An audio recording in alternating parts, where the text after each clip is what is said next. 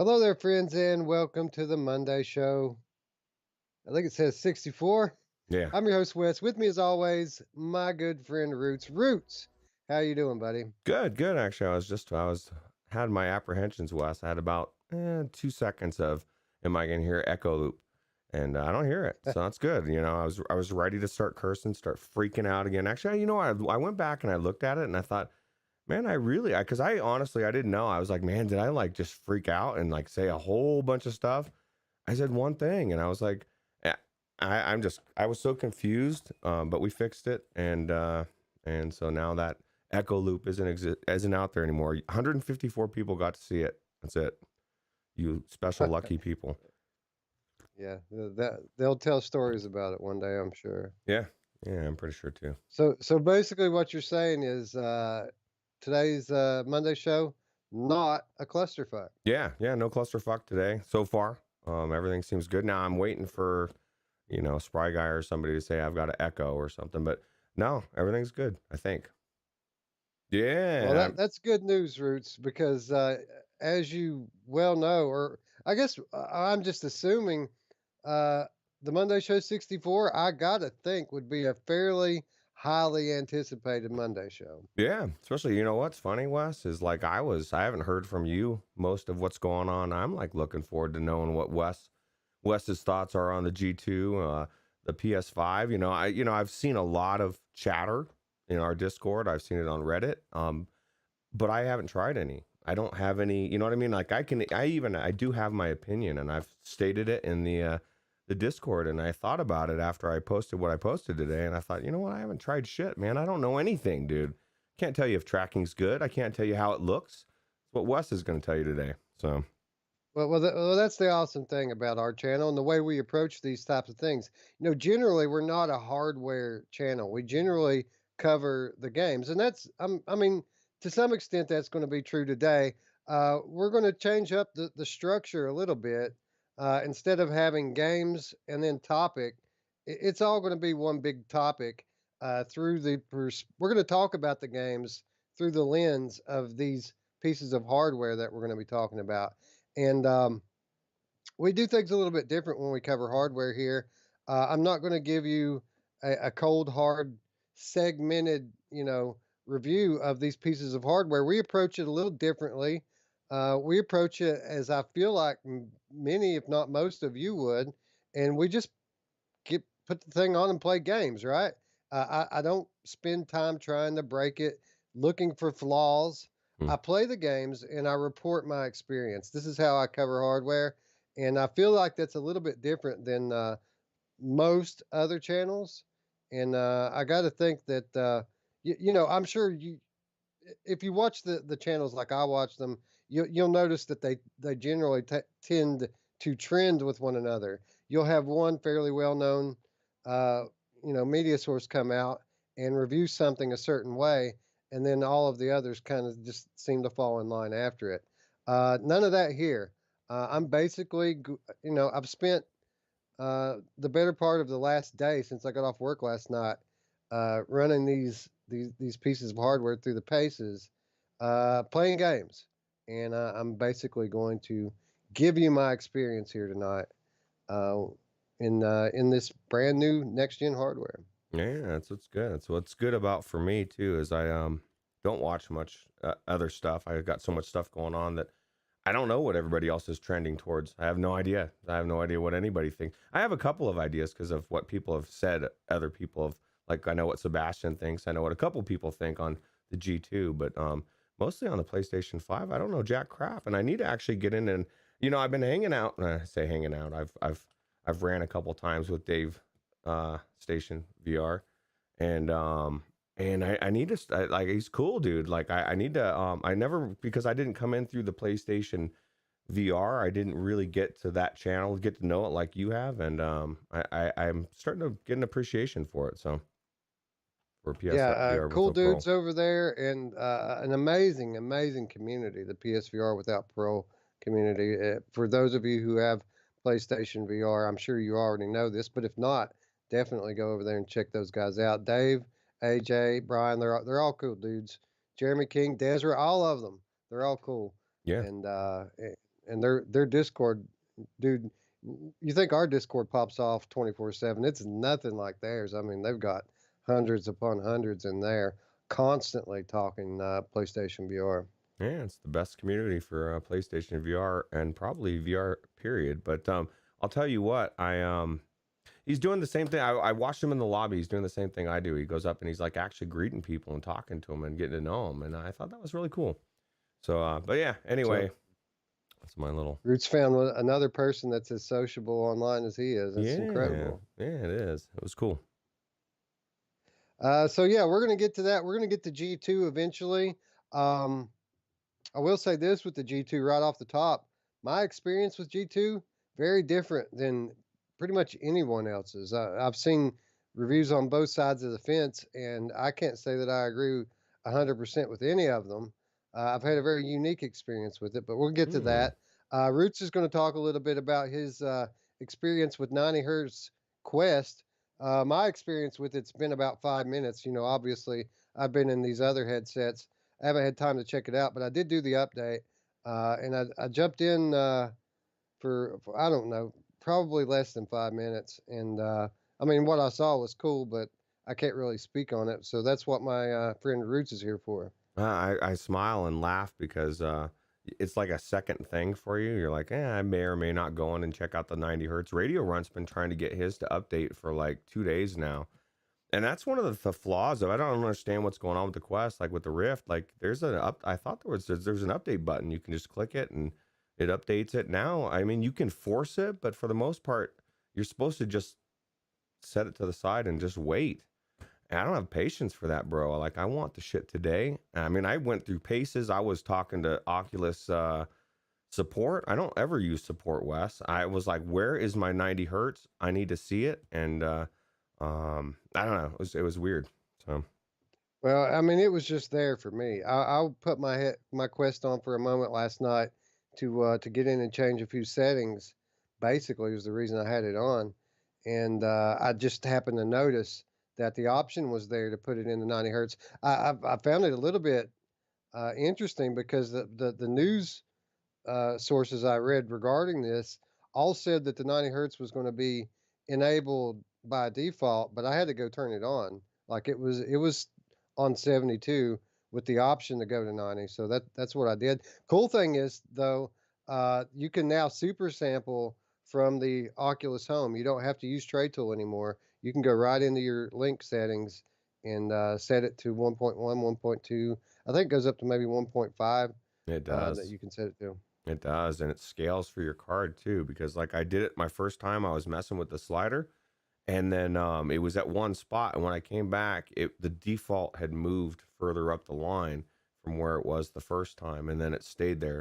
It was kind of like it adjusted to my 2080.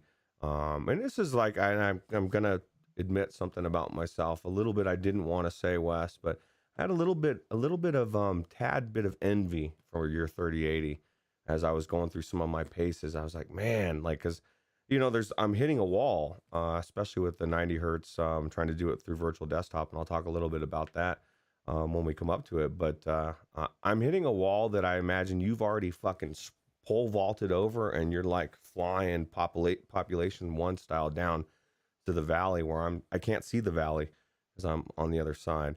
But yeah, so I have a little bit of envy. Well, with regards to Oculus Quest, you're right. I mean, running that thing has been magical since I got my 3080. This little dash marker you're talking about that that tells you where the computer estimates your super sampling level should go. It's always so high that I don't feel comfortable Hmm. setting it all the way up that high. So I generally back it off a little bit. But not all sunshine and roses. And again, we'll get to that in just a little bit. But first, Roots, I wanted to go ahead and talk about the one thing that really has impressed me over the last couple of days, 3, 4 days, and that is PlayStation 5. I got my PlayStation 5 and my Reverb G2 on Thursday, and I was kind of in between graphics cards on Thursday. I didn't have my newest one until Friday, but I didn't really want to go into G2 on a 1080 and give myself out of the box uh, the minimum spec. I wanted to wait a day, so I went into PS5 first, and of course, I'm working Thursday, Friday, and doing show prep on Saturday. So like, I didn't really play PSVR right off the bat. I played some flat PlayStation 5, and what I played was Astro's Playroom. And what Astro's Playroom is, it's a new Astrobot title that is designed to show off the next gen features of the PlayStation 5 console and the DualSense controller. And Ruuts, out of everything that I've tried over the last 4 or 5 days, G2 included, everything all in, nothing has quite impressed me like my experience in Astro's Playroom. It's been absolutely incredible. Yeah, did it look anything like Half-Life Alex? Because for me, for a second there, it looked just like it. But no, Astro's Astro's Playroom. From what I've heard, I've just from the Discord, I've just seen you and Driven by talking about it. It's blowing both of your guys' minds away. Not only the just the game itself, but it's really about the controls and the audio, right? Like, and I it's another envy spot. I wanna hear the Tempest audio. Well, it's the whole package, man. I mean, it looks beautiful graphically, and I was playing on a 4K HDR display. My first 4K HDR gaming experience, Astro's Playroom, and it looked beautiful. It had these beautiful, 3D generated graphics. Obviously, it wasn't like 3D like in the headset, but the whole time that you're playing it, I'm thinking, man, if this were only in VR, it would be phenomenal. And then, the sound, awesome as advertised. But what really threw me for a loop was the controller. I knew that they had put a lot into it, and the haptics they were touting as something next gen. I didn't realize uh, what a difference that it makes with immersion. Literally, everything you do in the game you feel like walking in the game you feel. So if your little robot guy's walking on a metal surface, you'll hear the clink clink clink. You'll feel it. You'll feel the vibration, and it feels like like a real what you think it would feel like.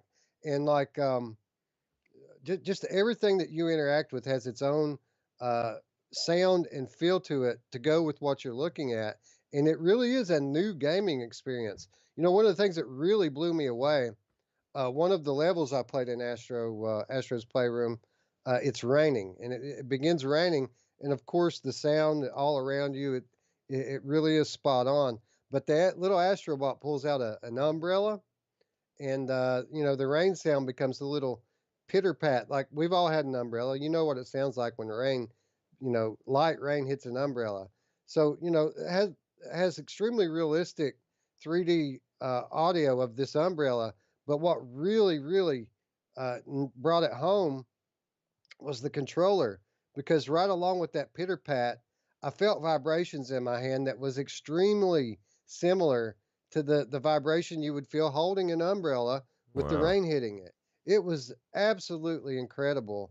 And Roots, my overall takeaway from playing this thing uh, is I now have a very clear picture of what PSVR 2 is going to be like. And let me tell you, man, it's going to be incredible. Oh, I can't wait. Can't wait to play the PS5 version of everything. Now, let me ask you this. What do you think, like the average gamer, like if he just bought the PlayStation 5, he put on his Tempest audio, he's got his controller, he's playing Astro Playroom for the first time, he's never played VR before, is he going to be blown away by the audio and the controller? Because, I mean, obviously, he's experiencing the same thing you're experiencing, but I kind of feel like we're a little bit more sophisticated when it comes to What's it? audio and what we expect, right? Well, I could see both sides of it. I could see a situation where certain people are going to be absolutely mind blown because this is going to be their first experience with immersive gaming. It's always just been about photoreal graphics for these people and nothing more. Now they're starting to see what gaming in multiple dimensions is like, in its old hat to us. At the same time, you know. as I'm playing this game, I know what it's going to be like in VR. And I happen to know, based on what Sony has told us, that the next generation PSVR headset is going to have more resolution, it's going to have more field of view, and it's going to have HDR. They've already confirmed all of this. So uh, when I play something like this, and I feel the haptics and the audio, and I know the visuals are going to be a lot more like the visuals I'm seeing on my 4K panel. I mean, when people talk about next gen VR, you'll hear them talk about things like eye tracking, gesture tracking. Um, whether or not PlayStation VR has any of this stuff, if it only has the things I just said, and it has, as we already know, the best game developers in the world making the games for it. It's going to be the best thing we've ever seen. What about like say this everything, obviously PlayStation VR 2 is coming out eventually. They released, do you think they'll release like a new aim controller of sorts that has the same technology? Because a lot of people are raving, and I've been seeing people saying on the Reddit that they're like, man, I can't wait to try Call of Duty. That's got, separate, I guess, things for each gun, like the way the triggers pull and like when it Oh man. locks up and all of that, right? So can you imagine that being in the aim controller as well? And when you look down at that shotgun, it now has a different type of trigger or whatever. I think they have to, right? Yeah, dude, and the triggers are something else as well. I mean, as we all know, that they have variable feedback, but it isn't just that the level of resistance changes, but through your pull motion of the trigger, each each section of the pull can have different resistance. So Hmm. you start out with a medium tension pull that gets harder to squeeze as you get to the midway point of the pull, and then when you get there, all of a sudden the tension just breaks loose and it clicks, just like pulling the trigger of a gun. It's kind of hard, gets harder and harder to pull until the hammer goes, and then all of a sudden it just lets loose. It feels a lot like that, and they can customize that however they want. It really, I mean, it's hard to believe after all the things that that I've experienced over the last week that the controller is really the thing that blew me away. But I got to be honest, that was the one thing that really felt next gen to me. Oh wow. So do you think this will, I mean, this has to come to touch and all the other controllers at some point, this technology, or maybe it doesn't.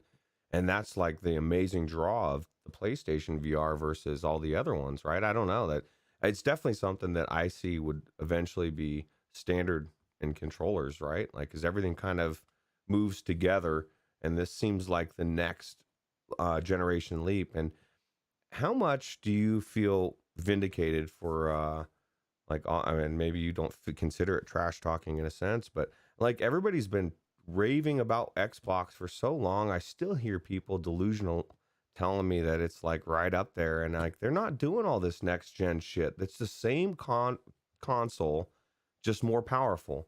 And I think it's a lack, to me it's a lack of innovation. I mean, if you're a Xbox person, great, but your company's not innovating. They're not pushing the next level, and Sony is. And I just think that they're just the next level notch up.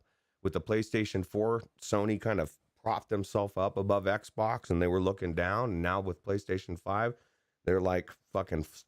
They've just now pulled themselves into that light post in Population One and shot themselves up in the air, and they're waving to Xbox saying "sucka." So that's how I feel anyway. Yeah. Well, anybody who looks at it objectively already knows that the Sony first party stuff is the best stuff.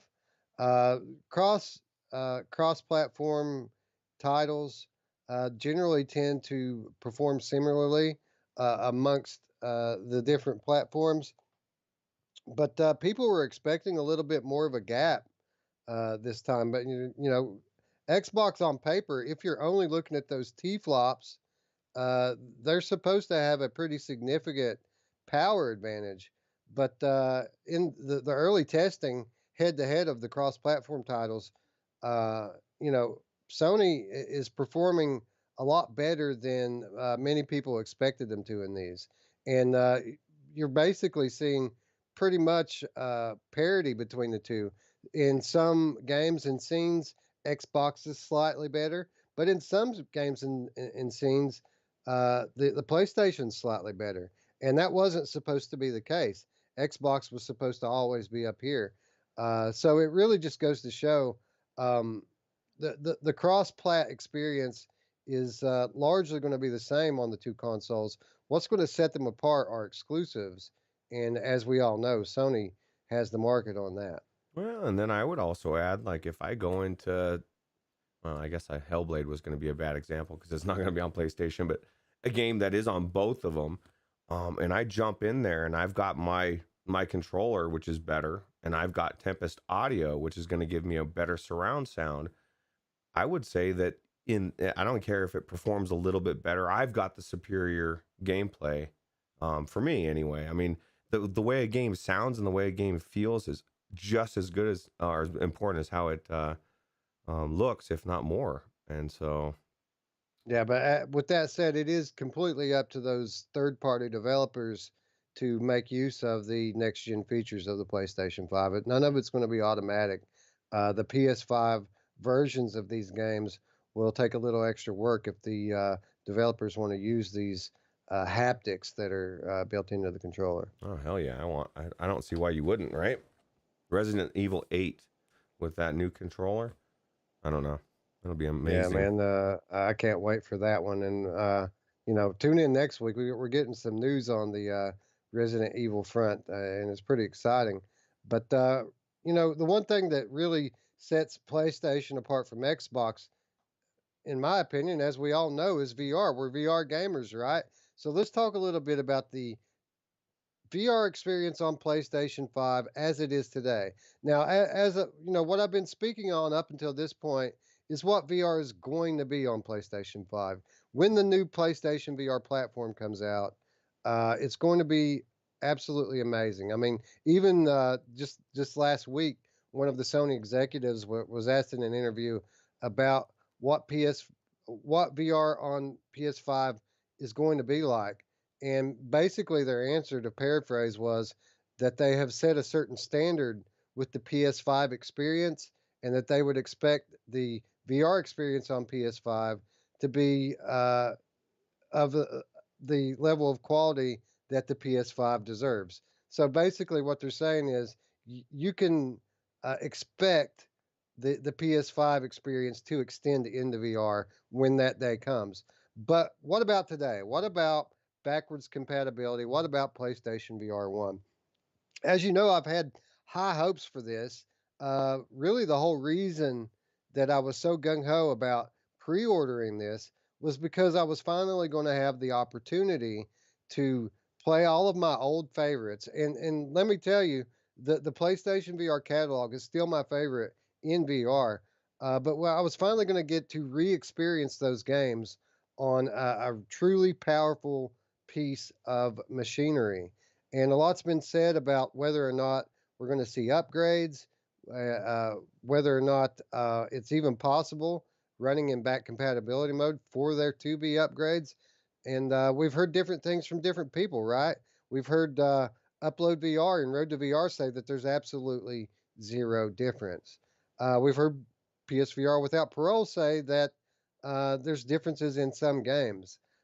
They specifically point out that Dreams and the Star Wars squadrons as being significantly improved by PlayStation 5. Now, I'll just say right off the bat, I didn't play either of those games. I went, of course, I had a limited amount of time. I've been, installing games all day and playing them. So I went to my old favorites, Ruuts, and I started off with what I said I would start off with the other day when we talked about this. I started off with Farpoint because I've been playing Farpoint lately. I've got a good idea in my head what Farpoint's going to look like on PlayStation Pro because it's fresh in my mind. And when you go into the hub inside the ship before you even launch into the game, it's always very shimmery. There's always a whole lot of aliasing, and these are the type of things that I would expect to be vastly improved from a more powerful machine.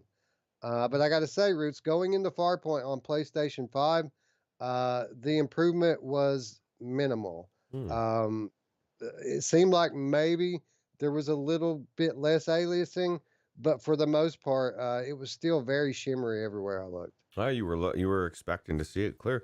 So let me ask you this: do you think it's just not optimized, or do you think it's hard? I mean, because at some point it will reach that hardware limit. And I guess you've probably played enough games where you have that answer for me. But Yeah, no, go ahead. yeah, I got to say that I think that that's just it. I don't think that most games have been optimized for PlayStation 5 yet. Now, to what extent will they be? We don't know yet. But the experience playing Farpoint on PlayStation 5 was largely the same as playing it on PlayStation 4 Pro. That said, I mean, it's a phenomenal game. I had a blast playing it. I just wasn't seeing quite the level of improvement that I was expecting. Oh, okay. Well, it's proof that devs still have work to do, right? Everything's not just going to magically fix itself because the box got more powerful. So Yeah, and yeah, I got to agree with that. I'm hoping that the devs will see the value in it and will support these older games because let's be honest, they've lived their life, right? Uh, People aren't, you know, tearing the store doors down to buy PSVR anymore. So really, these games, uh, they've reached their peak and they've pretty much generated all of the profit that they're going to generate at this point. So really, they're just catering to their existing user base. And we know a lot of developers are good like that, and they'll continue to support their game long after people quit buying it. But the jury's out. We really don't know yet to what extent developers are going to support these games. yeah, I mean, I would kind of hope, Wes. I mean, part of me is hoping that they don't that you never see the shimmer go away, and that that's not directed to mean at you, because then maybe they're working on number two. Like, fuck Uh, number one. You just finished number two, right? Are they making a sequel? Or do you know? they're working on something. They're Okay. working on a shooter. That's all we know. We're there. We know that they're working on a new shooter game, and they have been for a couple of years now. So yeah, I don't know exactly if that's going to be a Farpoint sequel. I would hope so, but I'm sure whatever it is, if it's coming from Impulse Gear, it's going to be amazing. Yeah, absolutely. So it was still fun, but not as good. I mean, but did it seem like it ran smoother? I mean, I guess it probably Oh, ran good.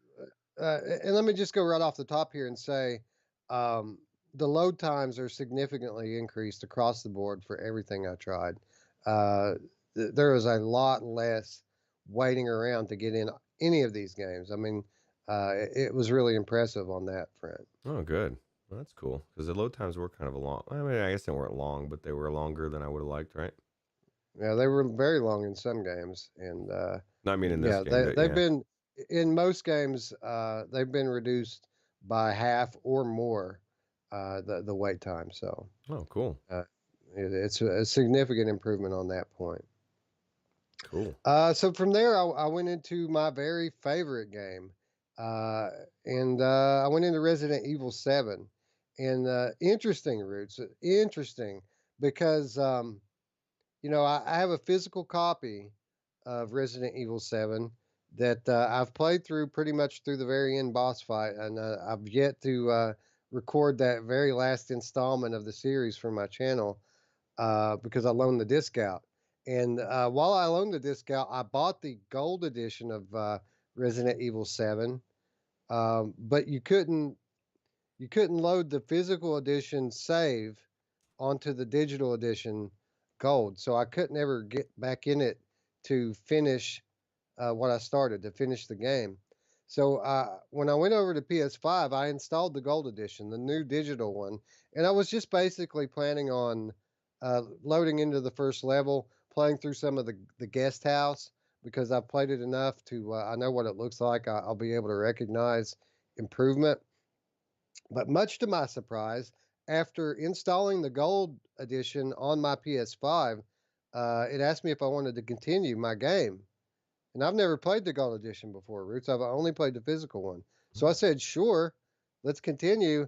And sure enough, it picked me right up from my physical edition save. So this was not something that was ever possible on PlayStation 4. Wow. Now it appears that the PS5 is integrating those saves from different versions of the game, which I thought was really cool. Was Jack as creepy in PS5 as he was on the PS4? Well, I loaded into the final, the ending of the game, and no Jack, no Jack to be seen. Oh, okay. So I don't know the end of the game, so I have no idea. Well, Uh, what I what I will say is this about RE7. Um, generally the biggest visual defect I see in this game, much like Farpoint, uh, is shimmer. It's aliasing, and it seemed at least to be significantly reduced, but not to the point where it was gone. There was still some aliasing, but it seemed like PSVR Pro on its best day, pretty much. It was largely the same experience, but it seemed like I don't know if any of you out there have experienced this but with me and my Pro, some days it works better than others. And basically, what Resident Evil 7 on PS5 was like, it was like me playing it on my Pro's best day. forever. Well, hopefully it'll be like playing it on an amazing upstep after a patch, right? Well, we're going to see this as I go through my list of games here. I haven't did a headset to headset comparison, loading the game up on both the 5 and the Pro and comparing them directly. There are going to be some of these games where I think that I see improvement, but I'm not sure. And really, it's going to take me doing that to know for sure. But just the fact that I would have to do that to know really says it all. I mean, if it were a real big improvement, we wouldn't have to look side by side. We would just know, right? Yeah. Well, Resident Evil 7 is one of those games where I think that there were some improvements, but not the biggest thing in the world. Just a little bit cleaner visually. Oh, cool. Well, it sounds like something I still want to play through. I loaded it up the other day, flat West, and I just didn't have the heart to play it. I was like, man, I really want to play through this game again. I just don't know. Maybe I need to do it just to find out. I just don't know that I'll have the same feeling that I had inside the headset. Like, It's interesting that you say that. I'm kind of a little bit ashamed of myself, Ruuts. Like, uh, you know, I did all my PSVR testing today. And I spent a good deal of time getting it ready. I got the headset out, cleaned it up, paired all the controllers over, went through all the initial tutorial stuff again on PS5, installed a bunch of games. Just as I'm getting ready to jump into Farpoint for the first time, I get word that my GameFly games have showed up. So now here is Godfall. Here is Marvel's Spider-Man Miles Morales. And just for a moment, just for a tiny fleeting moment, Roots, I was kind of upset that I was going to have to play VR. I really wanted to go play flat games instead. oh And then I man. thought, what the hell is wrong with me? What's this PlayStation doing to me? And then after I got into VR, I was fine. Well, I'll tell you what, I was thinking about this because I was seeing how you were, like I guess warming up at least a little bit to the idea of like the surround sound, the 4K TV, the amazing content. Because let's be honest, that's what this is top notch AAA content that just came out. It's the best of the best. I've been looking at Godfall myself on PC because it looks so good, right? Well, I'm telling you what's the truth, Roots.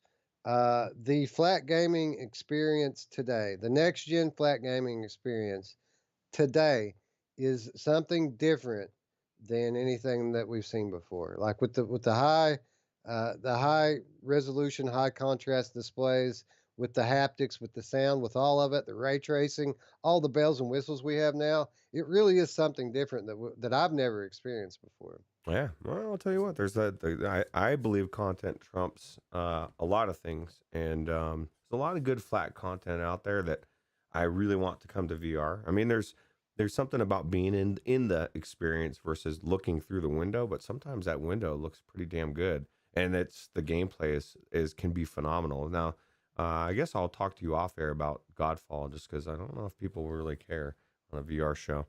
Um, Well, you guys know that the Discord invitation's always in the description. If you want to talk to me about my experiences in these flat games, which I will be playing this week, I'm going to play Spider-Man. I'm going to play Godfall. Roots, I got a new 4K panel for my bedroom, finally replacing my LG TV that I shattered. I finally got its replacement, and I'm going to hook that up to my 3080, and I'm going to put Watch Dogs Legion on it.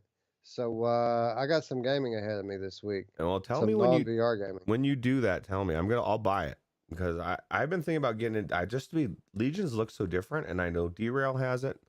So and looks like it'll be Well, a really cool co-op. well, talk to me off air. I might be able to help you out with that one. Cool. All right. Anyway, back to PlayStation VR on PS5. So Resident Evil 7, I was very happy that I can now just play digitally and pick up my save. It looked a little bit cleaner. Looked like my PSVR Pro on its best day, but still nothing, no amazing big improvement.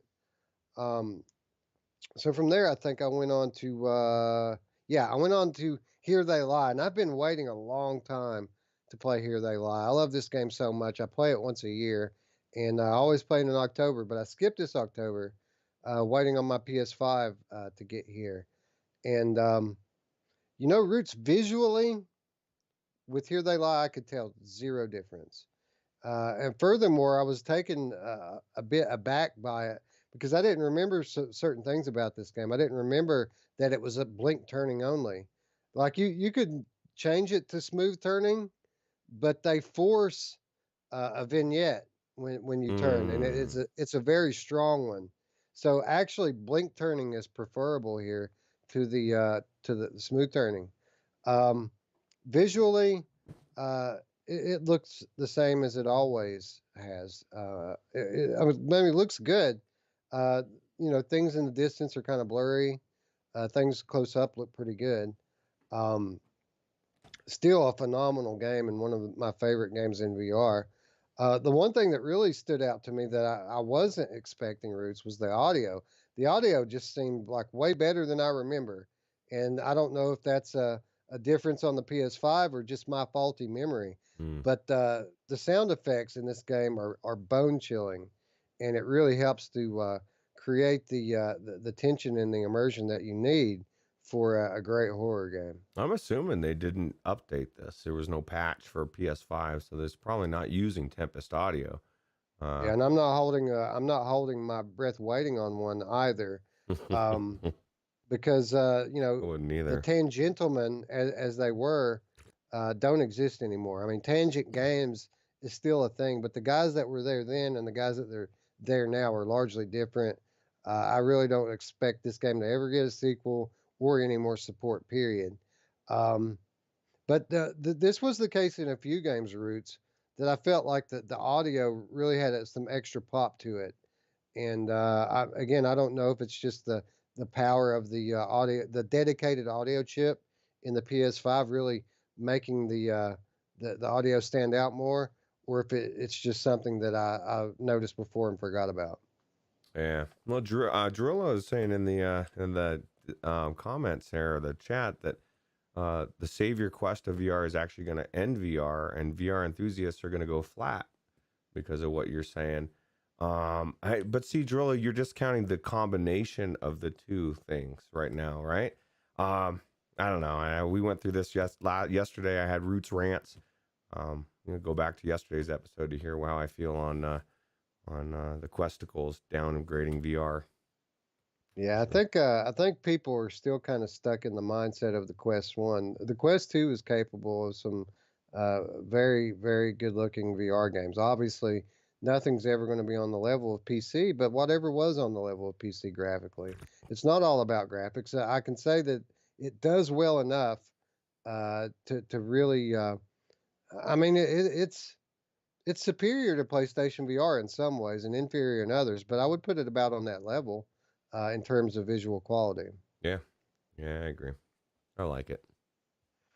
From there, Roots, we went on to let me see here. Was it Rush of Blood? Yeah, we went on to Until Dawn Rush of Blood, another one of my favorite games. Another game that I've been holding off on going back into, waiting on my PlayStation VR to get, or I'm sorry, my PS5 to get here. And Roots, this is where I kind of started to feel like maybe there was some hope.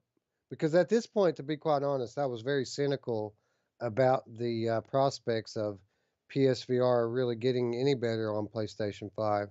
But when I went into Rush of Blood, again, this is another game that I normally notice significant aliasing in. Not the case this time. It was clean. Hmm. It was cleaner than I remember it being.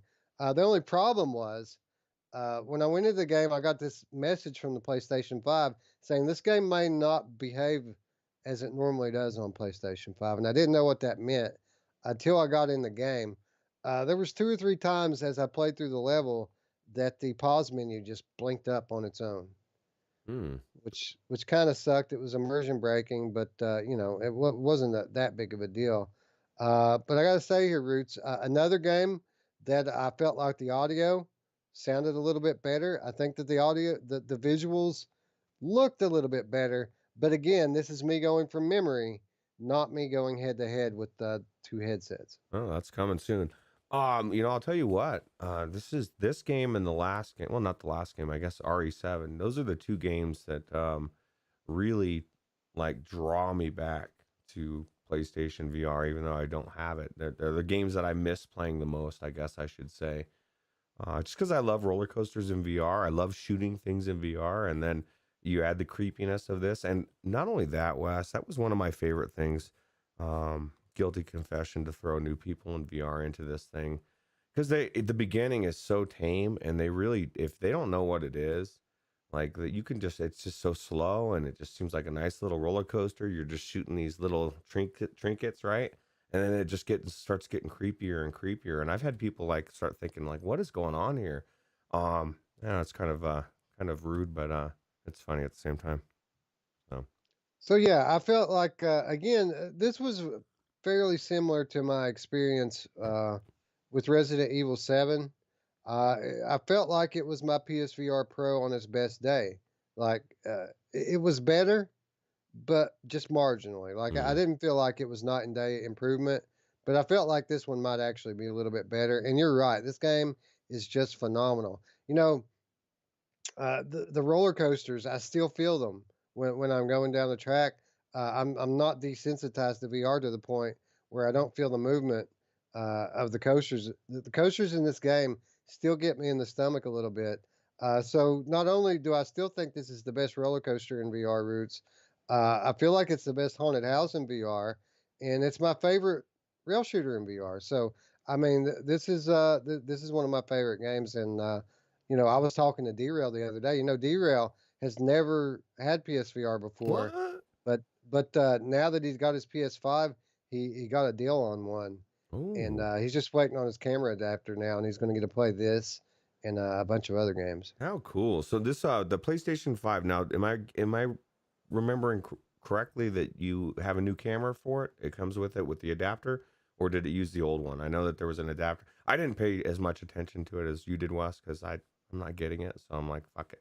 Now But the adapter is so that you can use your old camera. The new camera okay. doesn't work. Ah, bummer. I was going to ask if it made a difference, but apparently it doesn't, because it No, doesn't work. exactly the same. Yeah. And yeah, and that was basically my feeling here. Even though I felt like there was a little bit of improvement when it comes to Rush of Blood, I'm still pretty bummed out and cynical at this point. I mean, I've played four of my very favorite games, and really, most of what I played it was no improvement. A couple of the games I think there might have been improvement, but still not enough for me really to be sure. So I was kind of bummed out at this point. So I took a break, and when I came back in, uh, I said, you know what? I had such a good time playing Astro's Playroom. Let's check out Astrobot Rescue Mission. And again, Roots, a phenomenal the audio was outstanding in this game. It had me questioning: is this really better? And this was the third game in a row, mind you, that I'm having these thoughts. The audio sounds better, right? Hmm. Um, I'm not sure, but I think it did. And then visually, Roots, visually, this game was just perfect. I mean, there was no aliasing, there was no foveated rendering. All of the 3D depth was there. But Roots, thinking back, It was there already. this was already a beautiful game. I already remember this being something that I put on par with PC games back then. So I'm not sure if this saw any improvement at all. It was already perfect. You know what I'm saying? Yeah, it sounds like at this point, if I was you, I'm starting to understand the upload review. Not agreeing with it, but it makes sense now because like if you don't know much about VR and you just went from one to the other, you're like, dude, there's no fucking difference. And not foreseeing or not wanting to see the fact that they're gonna patch and there's gonna be updates and upgrades, and at least for the developers that make it worth their while. I mean, I guarantee Astrobot will be one of them if it hasn't already.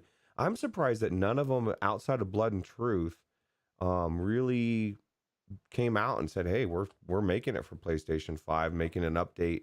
I feel like that would be such a huge thing to, if I was coming into PlayStation VR, maybe I just had a PlayStation 5, I decide to get in and I find out that that's the one game that's updated. I'm going to make sure that game I own. I don't care what game it is. That's the one game I know is updated. I Yeah. think It was it's Blood and Truth and Firewall did as well. Yeah, yeah. So those are the two things that I would say that for me that would be like hands down first thing I would want to do as a developer is as soon as possible get it out there that hey, we've updated.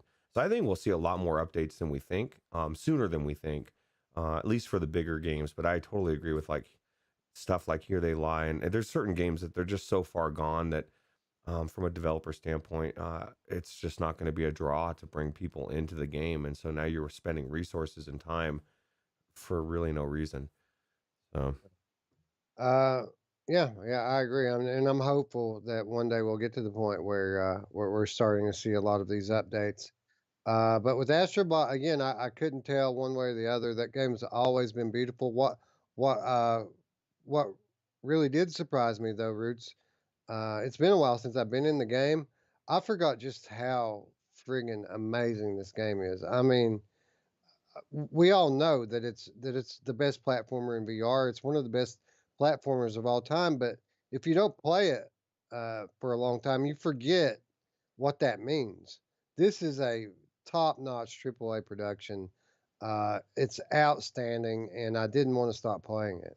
I don't blame you. It makes me want to play it now, and it makes me excited for Ven. Right? I keep seeing. I actually saw gameplay of like level one, and it dawned on me that we're really close, probably, to this thing releasing. And I Yeah, want a good platformer like this on PC VR, and it doesn't really exist, Wes.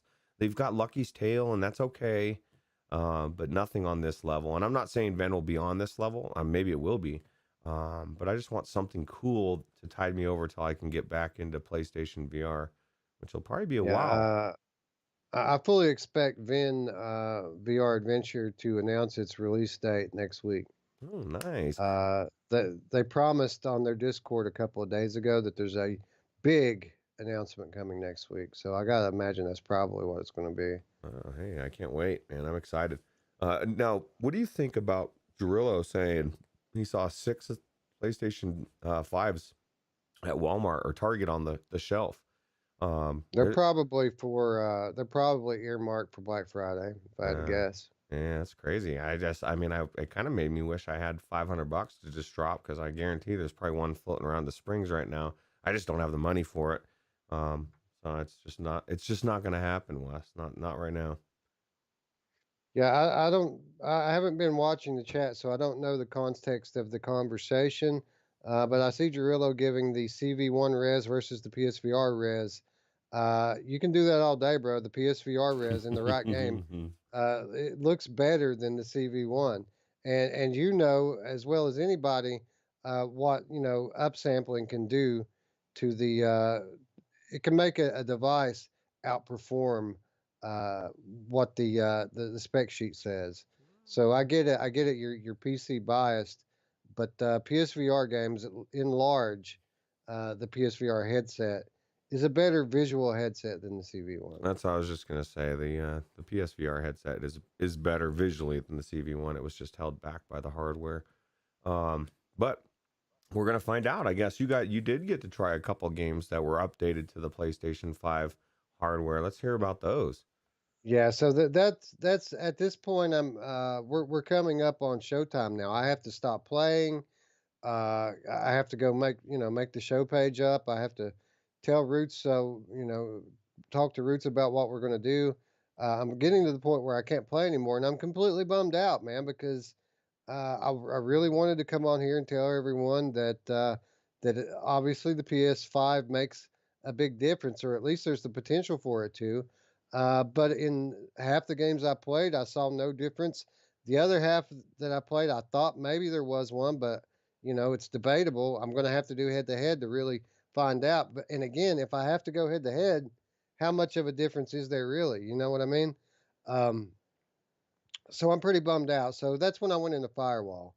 Of all of my library, Firewall is the one game that actually transferred over and installed itself, and I didn't have to go in and re-download it. So I was very thankful for that. But um, but this is where I started to see the potential Roots. I went into Firewall. There's a whole new season, which means there's a whole new backdrop and scenery, and when I'm in there and I'm waiting on the match to start, I start to look at I just happen to glance over at the character models, and they look way more detailed than I remember them looking. They look, in fact, really really good. And now I'm like, hey, I think that we might have some improvement here. And then we launch into the game, and sure enough, it's not a big giant night and day improvement. But again, this is another one of those games that gives a lot of aliasing and shimmer, and it was significantly reduced. And the character models and gun models, everything that I looked at up close, had more detail to it, or at least I thought so. Did you look at the important stuff, Wes? Did you stop and check out the carpet in the hallways of the hotel? You remember Anthony was always raving about how that he really liked the way those carpets look. I Yeah, got that drummed in my head. Um, I never went into the hotel. I played on the docks. I will tell you this: I went into a match complete with complete randoms, and was killing people, which is a new thing. I'm normally not the best player on the team, but I was this time.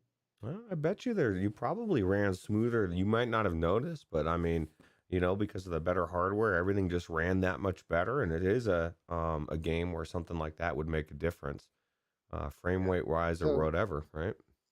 yeah, so I didn't spend a ton of time in Firewall, but I spent long enough to know that there were noticeable improvements. Was it night and day? No, it's still largely the same game as it was on PS4 Pro, but there are noticeable improvements with Firewall. So it was some consolation anyway when I got into Firewall that to know that there's at least the potential now for developers, if they want, to go into the games and make a noticeable difference with them. You know what's funny, Wes, is like, I mean, aside from the upload article, where did the thought ever originate that it wouldn't be updated? I just don't get it, man. Like, why would devs not upgrade their game? Why would, like you have a more powerful system, patches, pro patches, all that shit exists in other consoles, other headsets, but the PlayStation 5 was going to be different than everything else. It was just going to be the same, 100% across the board. The reason why I didn't believe that rumor, or fake news as you called it last week, is because it doesn't logically make fucking sense. Like when I stop and I look at it, I think, whoa, that doesn't even logically make sense. And I feel like that's where the world is. I feel like very emotionally driven. I'm not even going to look at what you're saying. I'm just going to say, whoa, fuck that, man. That's bullshit. And not stop and look at what you're saying and say, whoa, wait a minute. How does that make sense? It's just, I feel like we're in a weird time. People just need to stop and think about things before they get all wound up. Well, what caused a lot of it is there was a certain amount of misinterpretation by certain media sources that when Sony came out and said, "Listen, all PSVR games are going to run through backwards compatibility mode. They're all going to run on the PS5, and the PS5 is going to think it's a PSVR Pro or PS4 Pro rather. People took that as meaning that the best the Pro has is the best that the PS5 will be able to do. They they they took that to mean that the just because it's running on the PS4 Pro engine, that meant that that engine couldn't be supercharged, and that's not the case. But that's what a lot of people believed when that statement came out. Well, they were wrong. They should have listened to Wes. Wes knew right off the bat, called it fake news, and we found out it is. So I guess and there was what one more game you tried, right? Yeah, so I wanted to go into Blood and Truth because Blood and Truth was the one first party game that got updated. It was the one game who specifically said that not only will we see the game running at max resolution, but there were going to be improved textures as well. So this game was supposed to get uh, a meaningful update. So I had a few minutes left before I had to stop and do show prep. It took forever for this thing to download, Roots. It was something like 40 or 50 gigabytes. I mean, this is a gigantic game as it stands today. But it finally finished just in time, and I got to go into Blood and Truth. And Roots, I can honestly say, I mean, obviously this was a beautiful game before, but this game dropped my jaw when I played it today. I could not Mm. believe just how beautiful it was. Roots, everything that was close up, like within say 5 feet of me, I couldn't see a pixel, dude. I looked for them and I couldn't see it. And that's saying something because just scroll up in the chat and Jarillo will tell you what the resolution of this headset is. It's not a very resolute headset, but there was pretty much no screen door effect except for things off in the distance, and even that it was minimal. I could tell immediately that the textures were improved as soon as I looked at my hands. I could tell that the textures and resolution had been improved, and dude, I had a blast. Uh, I only got to play through one level, but it was on par with today's VR. This was the one game I played today on PlayStation VR that was on par with today's VR. PC, Quest, what have you. It was that kind of clarity, and it was very, very impressive. It's the one thing that gives me hope, Roots, because if they can make a game that looks like that in that headset, then that means Hitman might look phenomenal. That means Resident Evil 8 might look phenomenal. My hope was restored when I played Blood and Truth. So will PSVR, be this next level thing on PS5? I don't know. But coming out of Blood and Truth, I do know that it can be. Yeah. Oh, absolutely. Well, it's good. I'm glad you did get a chance to. Can you imagine if you hadn't got a chance to get into this before the show? When you come in here saying everything's the same, you haven't experienced that difference, so you can't definitively say, okay, yes, everything is so much better. This is what a pro patch or a patch for the game would be for a PlayStation 5. And Scion says PSVR is such a small slice of the pie of all compared to flat sales. It's hard to predict how many PSVR games will get a PS5 patch, especially older games, and that's true. But you got to think about it. It's more going to be the developers. If I don't know, for me, I would if my game was on PlayStation VR, it'd be a no brainer. I don't know how hard it is to patch it to make it look better, but you're going to want to be on that list, just like the cross buy list. There's certain lists you want to be on when it comes to people looking up your game. And right now, Blood and Truth is the only one that says, hey, this is ready for PlayStation 5. Like Wes just said, this is the one game that's on PlayStation VR that you can go into and will compare or be comparable to PC VR graphically, right? So I just I would say that the Astrobot, Firewall, and Blood and Truth are all kind of on that level. I would say that Blood and Truth is the one that I really felt like there was improvement. yeah. And Jarillo says in the chat that Sony added some super sampling and West lost his shit. Well, here's the thing, Jarillo. I've been waiting for Sony to add super sampling for years. We haven't been able to do that. So imagine on your PC that you haven't been able to ever super sample and you've had one headset the whole time. And now all of a sudden, not only do you have this way more powerful PC, but you for the first time you get super sampling.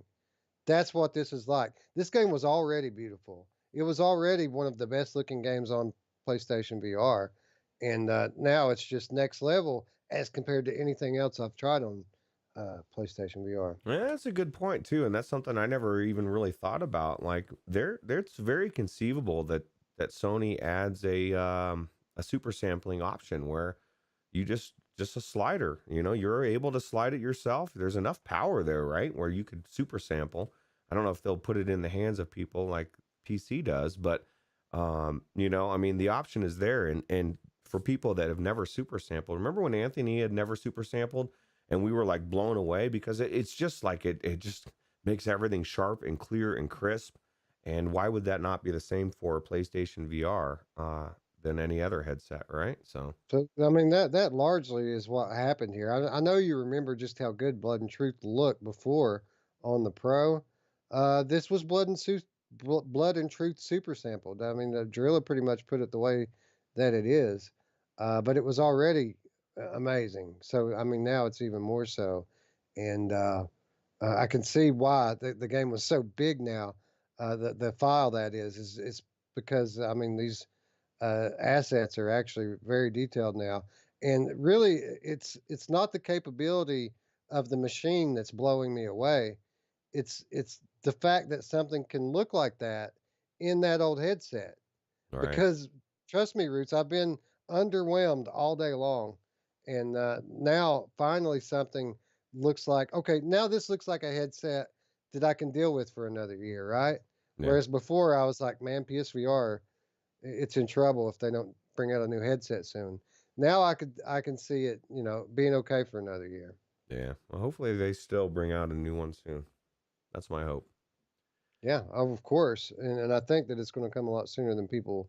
A lot of people think that it will, but again, as long as the games that come out for it from this point forward are optimized for PlayStation 5, I think that we're going to have a lot of happy PSVR gamers.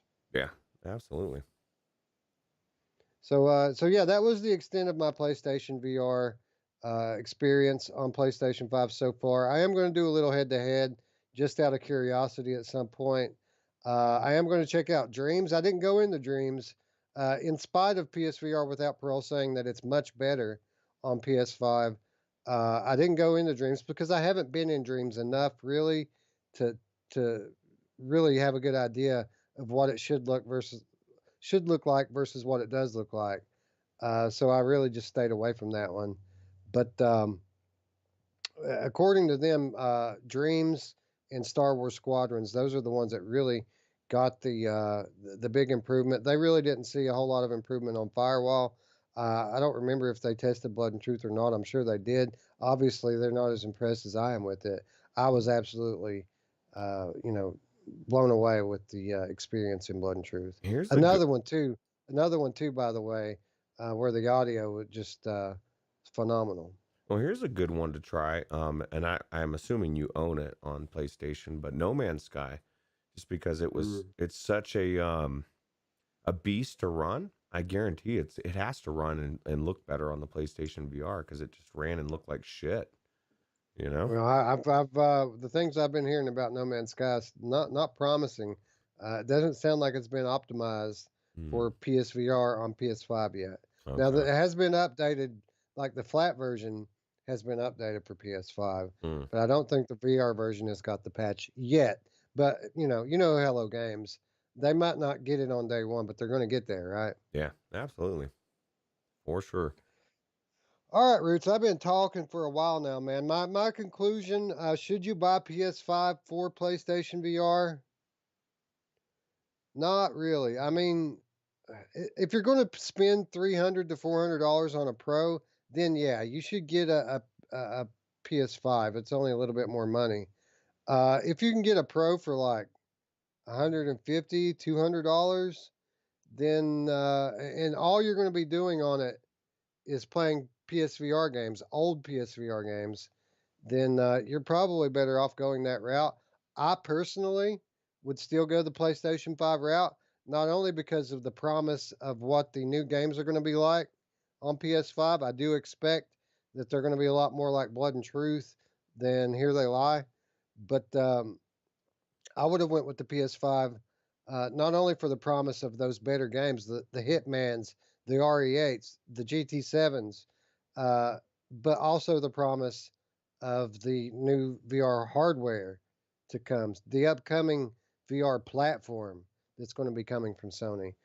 We know it's going to happen.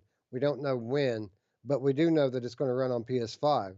So I would imagine if anybody's going to be buying into PlayStation 4 VR, really the best thing to do would be to get a PlayStation 5, although you might not be blown away by it on day one. Well, and like you said, I mean, they're getting to play VR with the PlayStation 5, like Wes's Pro on a good day every day, which is good. You don't want to, because there are, like you said, even just playing the Pro for long enough, it starts to not run as good because it gets warmed up. Same game that you played before, maybe not played as well, or whatever's fluctuating with it. I definitely think for that reason alone, that's why I would lean towards the 5. And then obviously, the next level stuff. Drillo made a good point in the chat. He said PSVR is also 120 hertz HMD. Perhaps they can take advantage of that as well. And there's games already that you could probably take advantage of right now. Crank up the graphics and get it to 120. So I'd be interested to hear on what your thoughts on those are as well when you have more time with it. Yeah, it's going to be an interesting 6 months, Roots, just to see what the support's going to be like. Because I think that I can comfortably say now that there's some headroom here. There's some room for improvement for PlayStation VR. It's all going to depend on the developers and how much they support their titles. I'm very optimistic about the new titles that are coming. Hitman being the only one confirmed, but I'm very confident that Resident Evil 8 is going to be a VR game as well.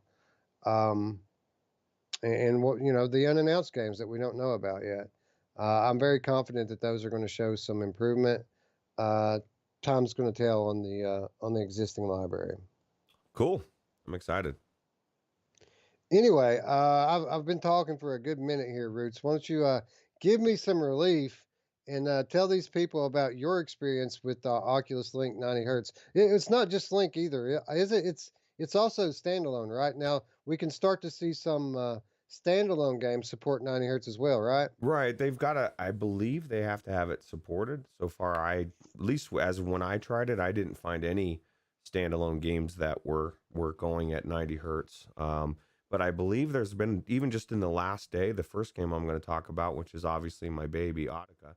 Um, the first one, I guess they've already got a patch for it for graphics, and it's supposed to be really sharp. I haven't had a chance to go into it. I believe it's 90 hertz as well. But this is one of those games that you don't notice makes a big difference at 72 until you get into 90 hertz, and then you realize, oh fuck, man, there was a difference. And somebody was saying this about Beat Saber as well, and they were saying it didn't feel the same. I think it might have been Jim Hall or somebody in standalone. And I would submit that, even though you can play a lot of these games at 72 hertz, it just doesn't feel like it should until you get to 90. And maybe it's just me because I've played it at 90 for so long that I'm having like the radio runt syndrome where he believes his controllers are too heavy. I just needs to get used to it. But I felt like it played a lot better. And not only that, Wes, but, part of what I want to talk about as well is that little slider that is at the bottom as well, because I took that slider and I cranked it all the fucking way to 1.5, bro, because it's Autica, man.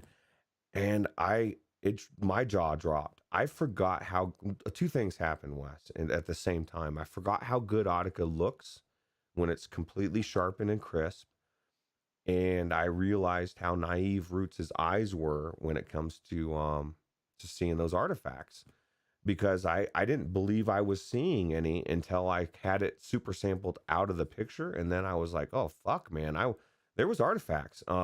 So it's very telling that I mean, although it is a lot more intensive on the CPU and the graphics card than say the Rift S was, or other games, it definitely was. It's so clear and crisp and looks so good that I don't know that I would want to go back. Yeah, I would point out that in the Discord shortly before we went on air, actually did say that he tried Audica in 90 hertz mode, and he thinks it's very much improved, and he thinks that even his issue with the controllers might be over with, but he wants more time to Oh, test before he commits to that. I didn't catch that. No, that's kind of cool because I don't know, man. I'm not as good as he is, so I don't like, it's hard. It's like Scion saying, I could go into Echo VR and I could say the tracking's perfect for playing that game, but being that I don't play it and I'm not as good as him, I would have no idea what would need to be required to be good tracking. Same thing with the weight of the controllers. I just assumed that he's just that much better than me. Almost a god, I would say. I think he's Coach Tony in hiding. So I will say this, that I did spend 5 minutes in my Oculus Link as well to go adjust some settings in Boneworks, and I cranked it up to 90 hertz. I didn't go quite to 1.5. I went to 1.3 or 1.4, and I remember thinking to myself when I was in the menu room there that, hey, this is native PCVR quality. Like, this doesn't look like game streaming. Like, when I first started streaming to the Oculus Quest, you could tell a visual difference. Everything had this; it just kind of looked a little softer. I wouldn't say that there was artifacts, but it looked good. But you could tell this one's streaming, this one's native. My experience with Oculus Quest 2 at 90 hertz and 1.3 super sampling uh, through the Oculus Home, mind you, not through Tray Tool. I felt like this is uh, this is native quality, and this is after, by the way, after I've already been using G2 coming back in the link. oh wow. I was like, yeah, this looks like a native PC VR headset to me. Yeah, well, it blew my mind, opened my eyes big time. So what else? What else did you check out? All right, second one, I kind of alluded to it a little bit, and that was Beat Saber. And again, this is everybody's favorite game, right? Especially the 360. I'm blown away by how much I enjoy the 360 mode of this game, and it's one of the things I bought this game for the standalone mode, and I'm kind of psyched when they're gonna. I don't know. I think it's at 90 hertz now, but when I initially got into it, I can only play it at 72, and that's not, again. It needs to be 90. I feel like you can play it at 72, it just feels weird, but once I crank it up to 90, it felt butter smooth like it always does. Now this is one of the things that I wanted to get into, and I kind of feel like um a little weird about this, Wes, because I've been raving and ranting and raving, and I still feel the same way about the wireless streaming virtual desktop. But I went to 90 hertz. Once I got everything set up, I started trying some games on virtual desktop, and this was one of them. And it still ran good at 90 megabytes per second, but it was starting to hitch a little bit. And it made me think, and of course I'm always looking for nefarious things, but like we had a good month, 6 weeks or whatever it's been since this came out, where we weren't able to go into 90 hertz mode. And so everybody was able, only way we were able to do virtual desktop is through 72 hertz. And you could crank it up to 90 and it looked phenomenal and everything ran great. But trying to get it to 90 is a different story. And I feel like if they had came out with it at 90 hertz day one, it wouldn't be so universally raved about. And don't get me wrong, I'm still saying the virtual desktop wireless is amazing. And maybe that's one of the things I want to know from you when you are able to put it through its paces, if there's a difference with the video card. If maybe you don't have those same little bit of hitches, maybe it's just, maybe I got to dial it back. I haven't had too much of a time to mess around with it enough, but I feel like enough of me feels like partially I might have been partially duped a little bit into thinking that it's, and it's my own um conceptions or understandings of it. Really, it's not anything that they would have done, but it's just how I perceived it. And maybe I'll see it differently. I don't know. It's opened a whole bunch of questions for me for virtual desktop as far as 90 hertz. So Yeah, I haven't done a whole lot of 90 hertz on virtual desktop. I've done it a little bit, but I've kind of stuck with 80 at the advisement of Shiny Robot. Shiny shared his settings with me, and one of them that he likes to run in 80 hertz.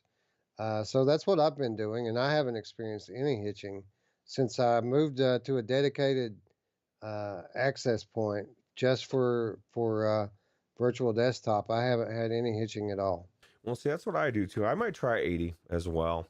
'Cause my thing is I just in 90 hertz, there's a difference, man. Like I didn't even know. Like I'd never really done 72 hertz. I was at 80 for over a year with the Rift S, and then going back to the 90 for a lot of these games. I can feel a difference. And it's not necessarily what the way things look. It's just the way certain things feel. And a perfect example is in this next game, which is a game that I played a shitload of, and I don't understand why this is off to the side there. Let me fix this. But anyway, so I been going into this game a lot, and so I noticed right off the bat as I'm running around and I'm picking up my my ammo, my weapons, whatever it is, there was a brief hesitation at 72 hertz that like you would grab it and it would be just like maybe half a second, or I don't even know what the time frame is, that before it would grab it.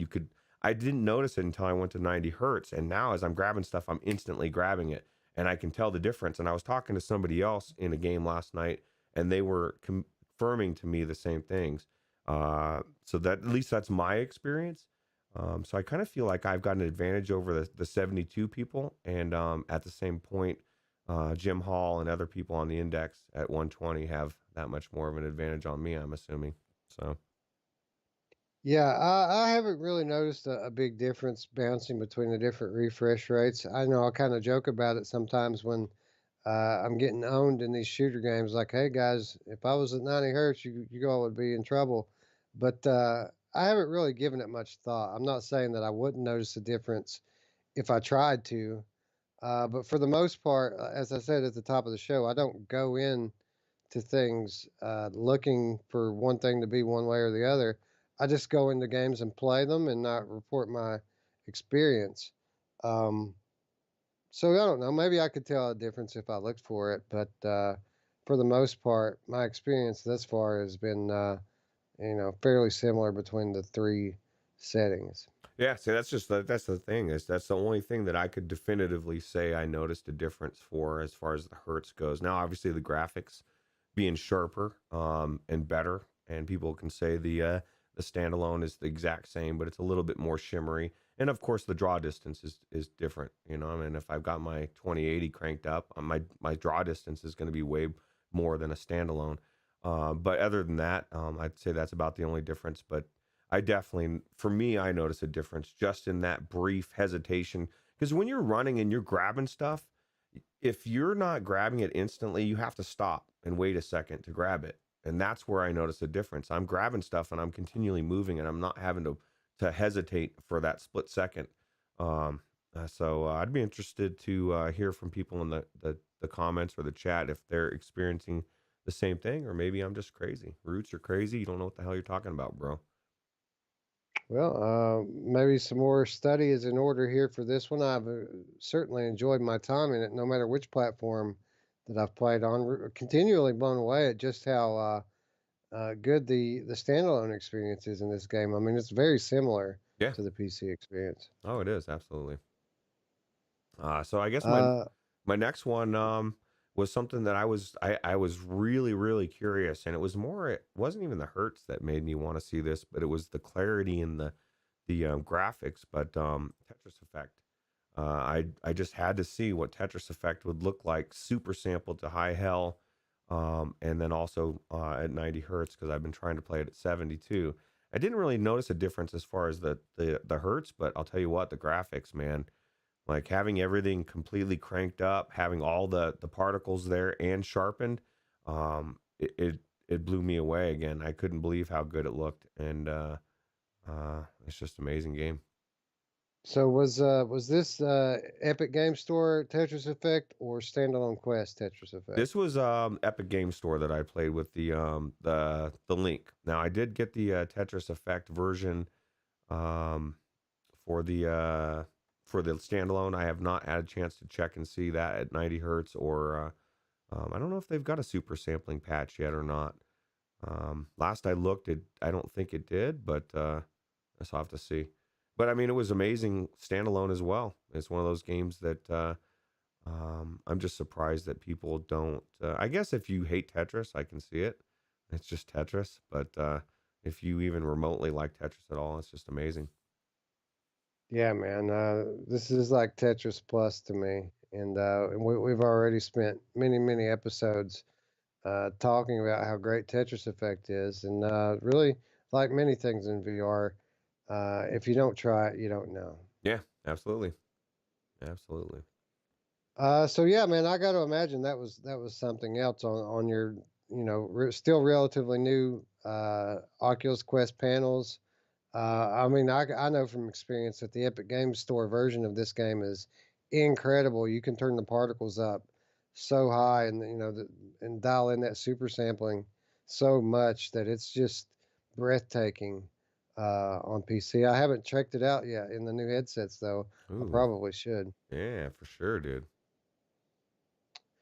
All right, so at the end of the day, thumbs up or thumbs down? Are you sticking to Link, or are you going to go back to Virtual Desktop? I'm gonna. I mean, for the most part, I mean, it depends on the game. Like Population One, I mean, I got to get it to. I would have to get the hertz up. You know, if I can get it to 90 hertz and have it run, it's fine. And that's the thing, Wes. I don't know that Virtual Desktop. You know, and I guess Guy would know better. I'm not in the Discord, his Discord, but I don't think it's optimized yet for what's going on because every single game I tried I put the link in and it fucking shot right to 90 and it stayed there like it's supposed to. When I tried to do it through virtual desktop, it would go to 90 and then it would go 92 and then 85 and then I mean it was constantly fluctuating, right? Not like it should. And so I feel like there's got to be something he's working on or has to work on. That's my assumption anyway, at least from my experience so far. So if I want to do 90 hertz, I feel like I'm gonna have to do it on Link at this point. Um, but and if I can't get Population One to run properly, I mean, most of the time I'm streaming it anyway, so it's probably gonna be through Link. I can't see myself wanting to play it at 72 versus 90 just because I want to play it competitively and in just that split second. Now that I'm aware of it, is going to irritate the fuck out of me every time I try to grab stuff. If I'm having to stop and wait a split second even if it's imperceivable to almost everybody else, it isn't to me. So Yeah, so pretty nice to have a once again have a full fledged Oculus native headset to go in to the Oculus store wired at full 90 hertz with super sampling and check out those Oculus exclusive titles and other titles that they have on their store. Uh, you know, whether I decide to keep my G2 or not, I'm always going to be glad that I have that Quest 2 to fall back on as a Oculus, an Oculus native headset. yeah, well, it's kind of funny. I didn't realize it, Wes, until recently. And like I was missing a lot of things, man. Like I feel like I jumped. Well, I didn't jump the gun prematurely with the Rift S because I couldn't deal with the screen anymore. Like I just wasn't as sharp. But it wasn't optimized, you know what I mean? On day one, I wasn't able to do 90 hertz. I wasn't able to really super sample things. So I was kind of, in a way, slumming it a little bit. But now that Oculus, as they always do, tweaked things shortly after. And now it's really good. And I think it's cool. I think the super sampling through the Oculus app actually I think is a little bit better than through the trade tool and it seems like it's I don't know, it just seems better. So Well, that's awesome. I have yet to put it through its paces, but the little bit I did use it, I was impressed as well. Cool. All right, so let's move on to the item of the hour, the thing everybody's wondering about. What was my experience like with the HP Reverb G2? And I got to say, in a word, it was very different. It was very different than anything I've heard any other people having with it. So I'm basically just going to give you my start to finish report of my 2 days that I used it. Um, as I mentioned before, I didn't try it on that Thursday because I wanted to get my 3080 in before I fired it up. Despite the fact that its minimum spec to run at full resolution is a GTX 1080, which I have in the closet over there. So I could have pulled it out and did that and run it at full resolution, but I wanted to have that extra leeway. I wanted my first experience to really blow me away, so I waited the extra day. Um, and as was anticipated, my 3080 got here the next day. It's a nice, EVGA factory overclock deal. Went right into the machine, updated my graphics drivers, and all of a sudden we're ready to go.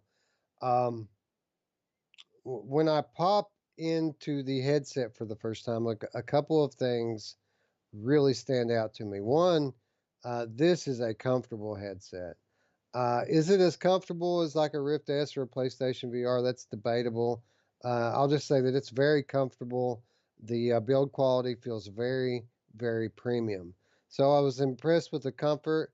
I was equally impressed with the audio. The audio solution with the big speakers that hang over your ears.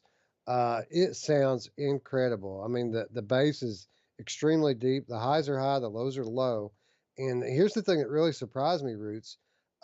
It was so loud that I was sure that I was filling my room with sound when I had it on. But when I let my wife sample it, and she had it cranked up just as loud as I did, I didn't hardly hear it. Like all of that sound that's blasting out of it, it's all self-contained, and that was really surprising to me. Oh wow! So yeah, that's kind of cool. You got to experience the index audio without having to shell out the $1,000.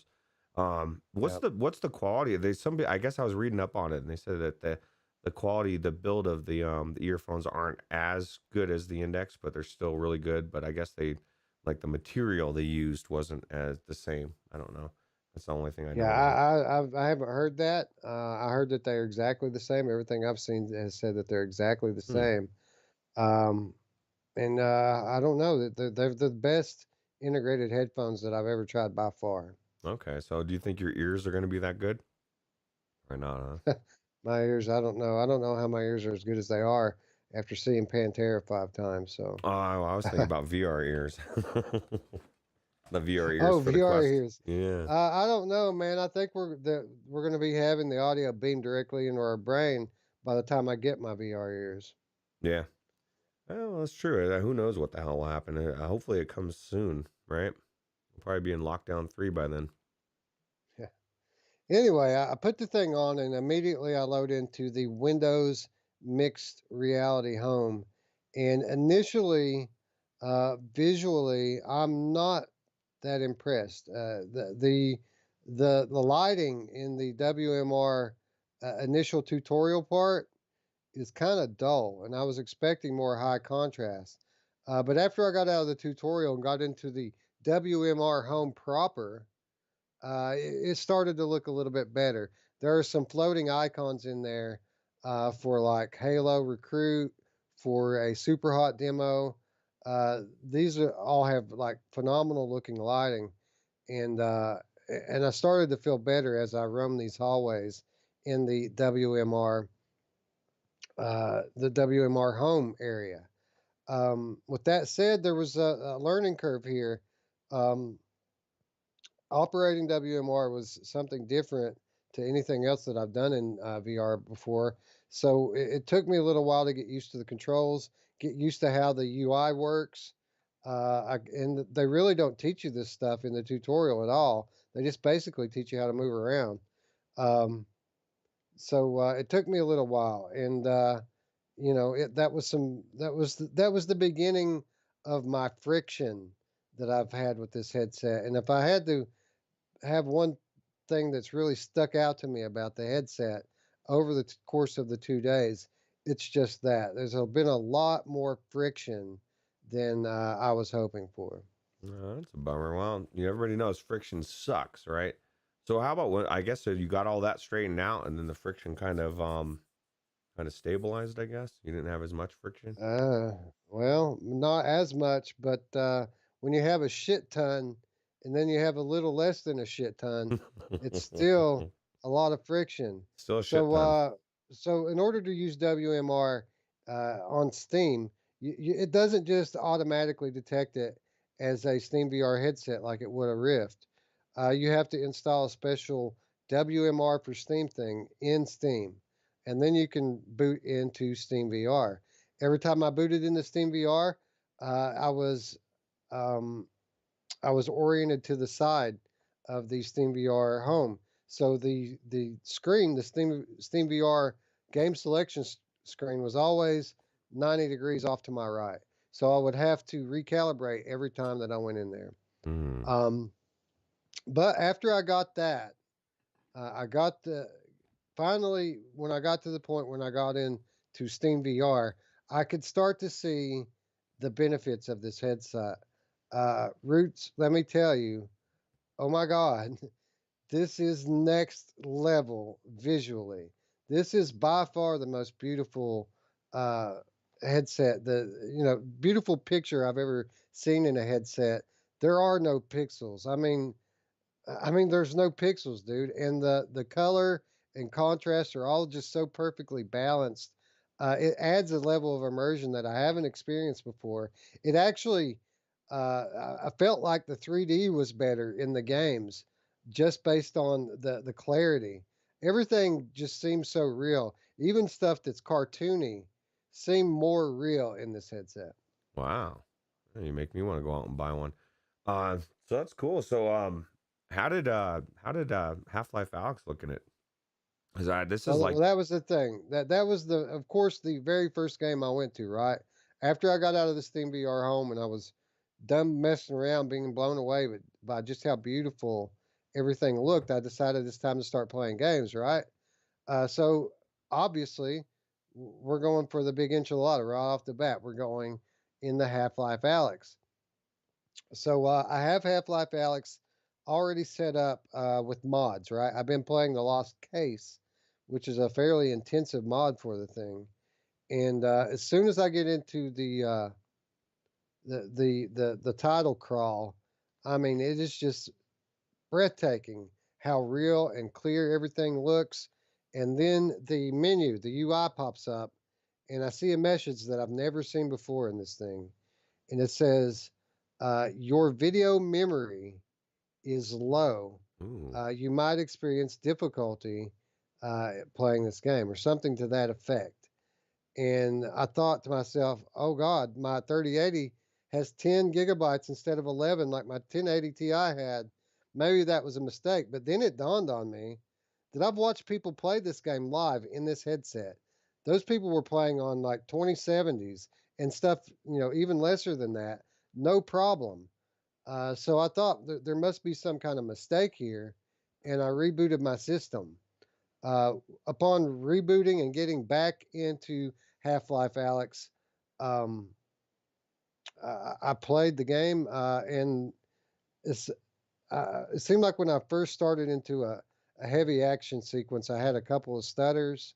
But beyond that, after that, everything ran pretty well, and it was the next gen experience that I was hoping for. Half Life Alex in this headset is absolutely breathtaking. Well, I have a 2080 Wes, and I have also gotten that error, and it or not error message, in the past, and I wondered. I never knew what it was. I thought because it said that, and then I went in and it played fine. And so I'm like, I don't know why it's fucking lying to me, Wes. I think there's something weird going on there because, like I said, I've had that message for a while, and I've never had issues with playing it, so I don't know what's going on there. But Well, how? I have a theory about it, and we'll get to that. Um, from there, I went into another game that I cannot disclose at this time because I'm under NDA. You guys will know soon enough. It was a bit of a cartoony game, and it looked great, dude. It looked absolutely great. The 3D was really popping in it in this headset, and How about the and colors? dude, the colors were great. I mean, it really is from a comfort audio visual perspective, it's next level on all of that. I would say comfort, maybe not so much. It's quite comfortable, but audio visually, it's on its own. It's on its own level versus anything else that I've tried. Now, after I got out of this game, uh, this is where I started to have problems because as I left this game and tried to go back into the Steam VR home, everything started to get wonky. Like my field of view narrowed down to a square, and everything got choppy. Like when I would turn my head, the it was like a still picture was turning with me. Only that wasn't even smooth; it was choppy. Mm. And within 30 seconds, I saw a blue screen in the headset, and Steam VR crashed. Oh wow. And Roots, over the course of my first night playing with this headset, I'd say probably 7 or 8 times my headset crashed in that fashion. Mm. And it was very upsetting to me. I spent literally on the first night, I spent literally as much time troubleshooting and trying to get this thing to run as I did playing games. Oh, what a nightmare. We know it's not the hardware 'cause you got one of the best computers out there. Should be able to run it great, right? Every game. So I wonder Well, what's I would think so. I would think so. And hard to get's asking, did you reduce the Steam super sampling?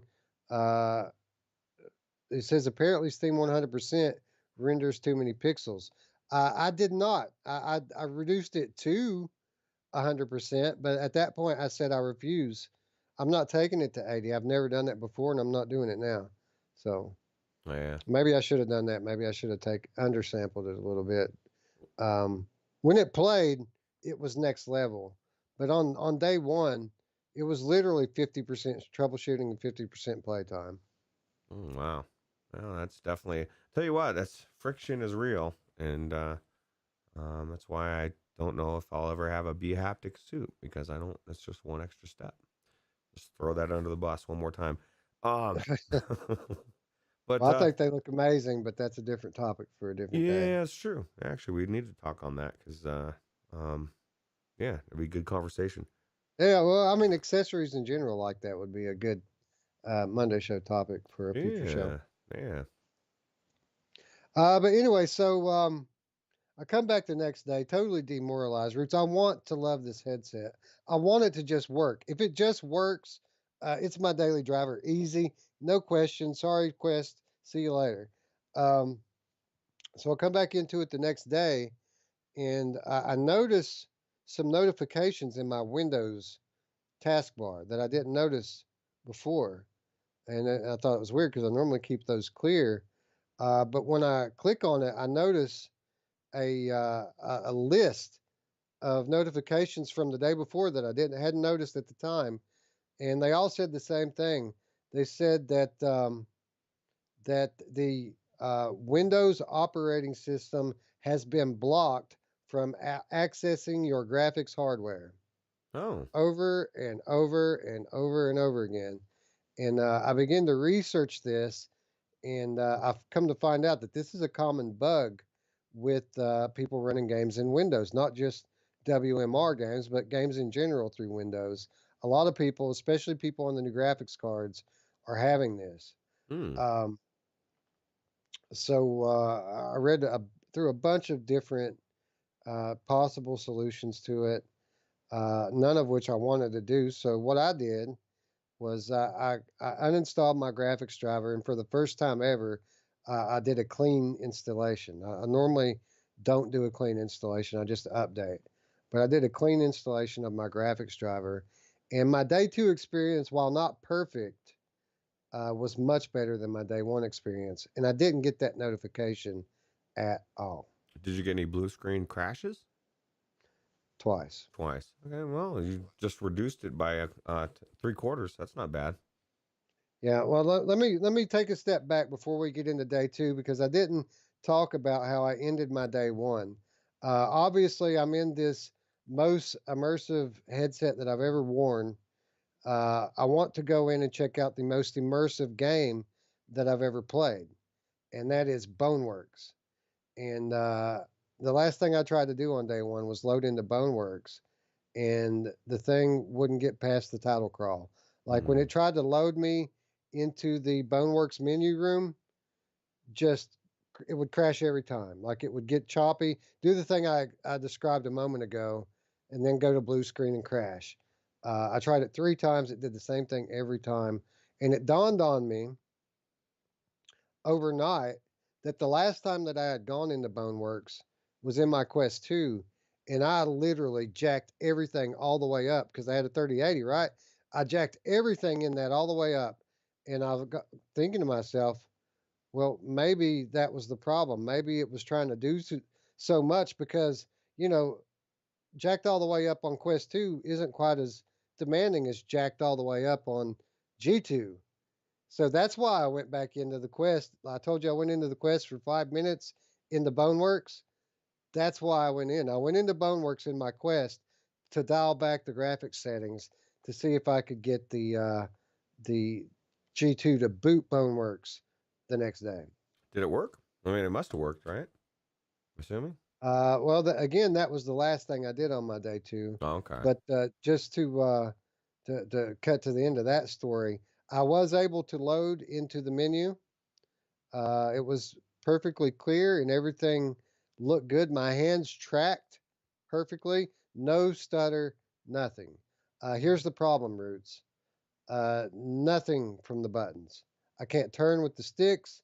I can't select menu items with the buttons. It tracks me perfectly, tracks my hands, tracks Hmm. my head through space. I can walk around.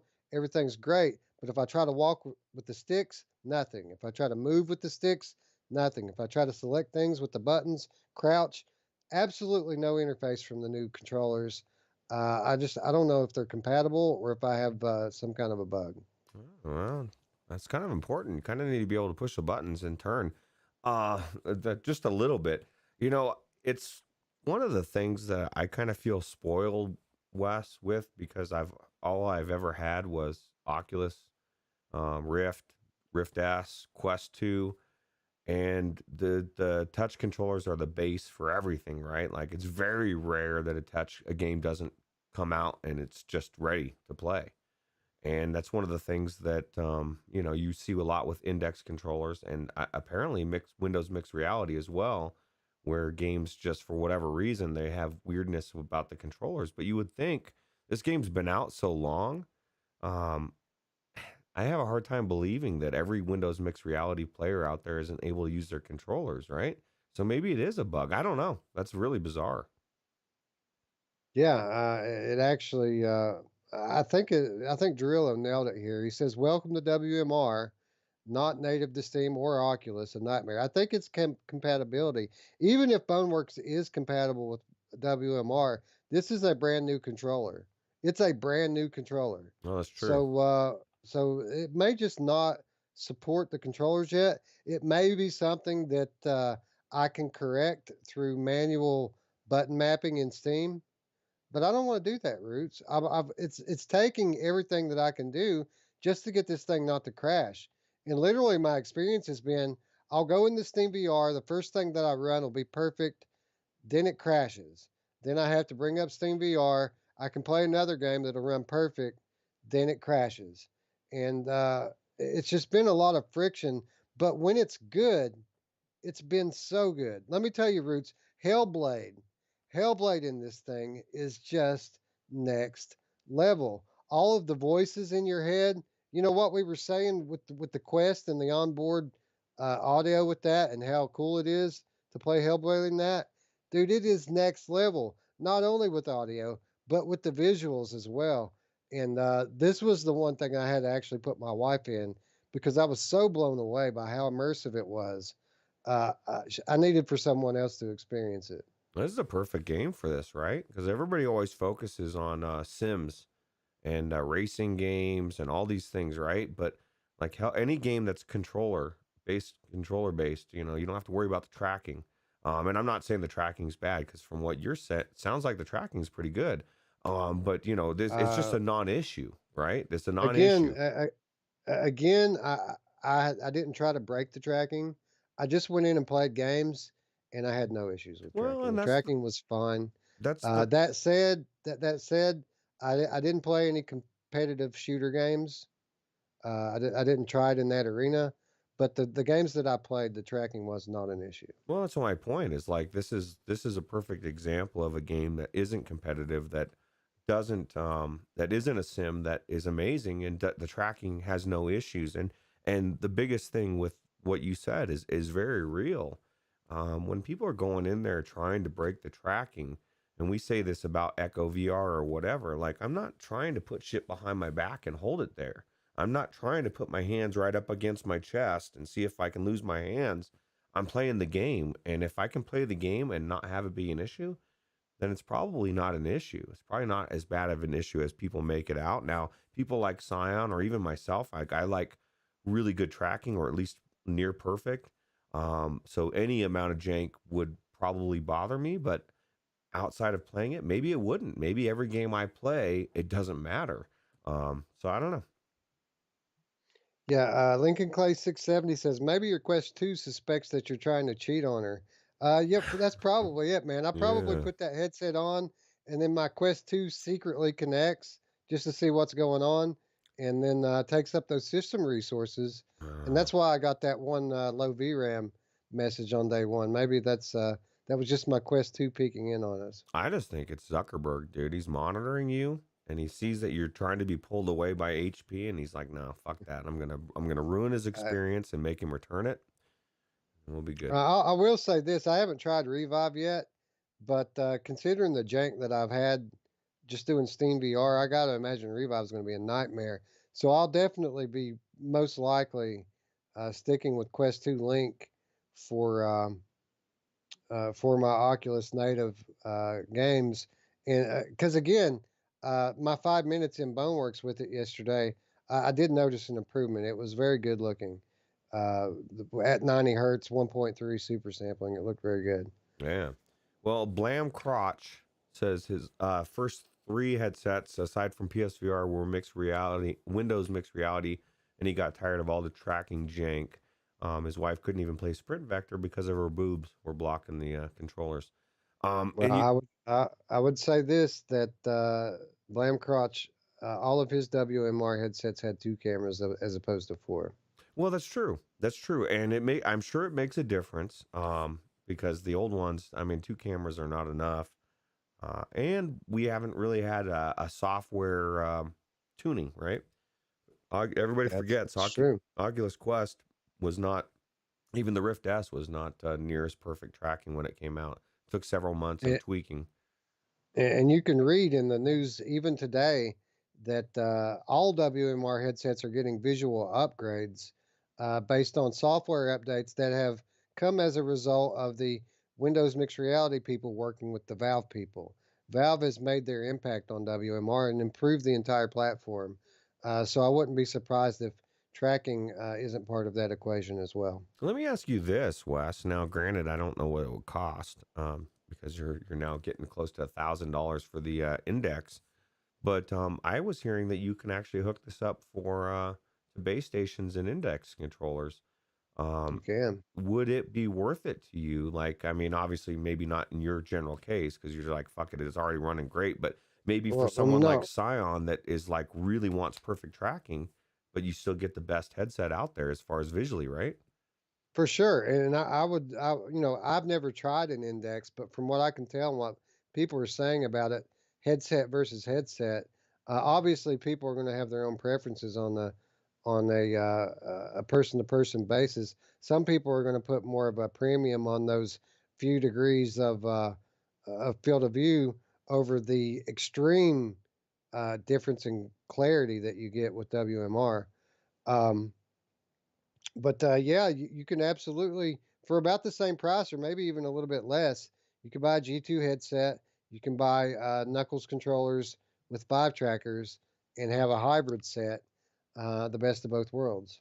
Yeah. Well, and you'd also, I guess, you'd lose a little bit. You wouldn't have the ability to crank it up to 120 or 144 as well. But I think for somebody that like really, really wants that clarity, it might be a good trade off for them. But I that's can't I can't begin to describe to you what it's like. It's such a difference. I mean, I didn't think it was going to be much better than the Quest. It's much better than the Quest, and that's why it's so unfortunate.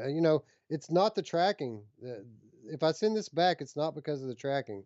It's because of the constant friction that I've had. Even day two is as much better as it was than day one. It was still too much. I mm, need to be able to make it through a full session without the thing crashing before I commit to it. And believe me, I want to. So when Scion in the chat here says give HP a couple of weeks for a firmware upgrade, you bet I will. I'm going to give it every chance that I can. But as it stands, it's not looking good for the thing, and I hate that. It makes me want to cry because when it's good, it's so good. yeah. Well, that's It's like VR. it's like having that. It's like having a crazy girlfriend, a stalker girlfriend who's just so hot. So like Mm. there's a lot of bad times with her, right? Where she wants to fight about stupid shit and she's threatening to kill herself and all this crazy shit. But then there's that one good night where you get home from bed and she's waiting for you. Uh, it's kind of like that. You got to break up with her, right? I mean, the good times are good, but the bad times are so bad, right? Yeah, I definitely I don't like those bad times for sure. They're kind of annoying. I would say that it definitely sounds like it's it could be amazing, but wouldn't be for me, but I just want I don't I that's the thing. I didn't realize it, Wes, until I like distanced myself from the Rift S. How annoying it was to, and it's across the board. I see it everywhere.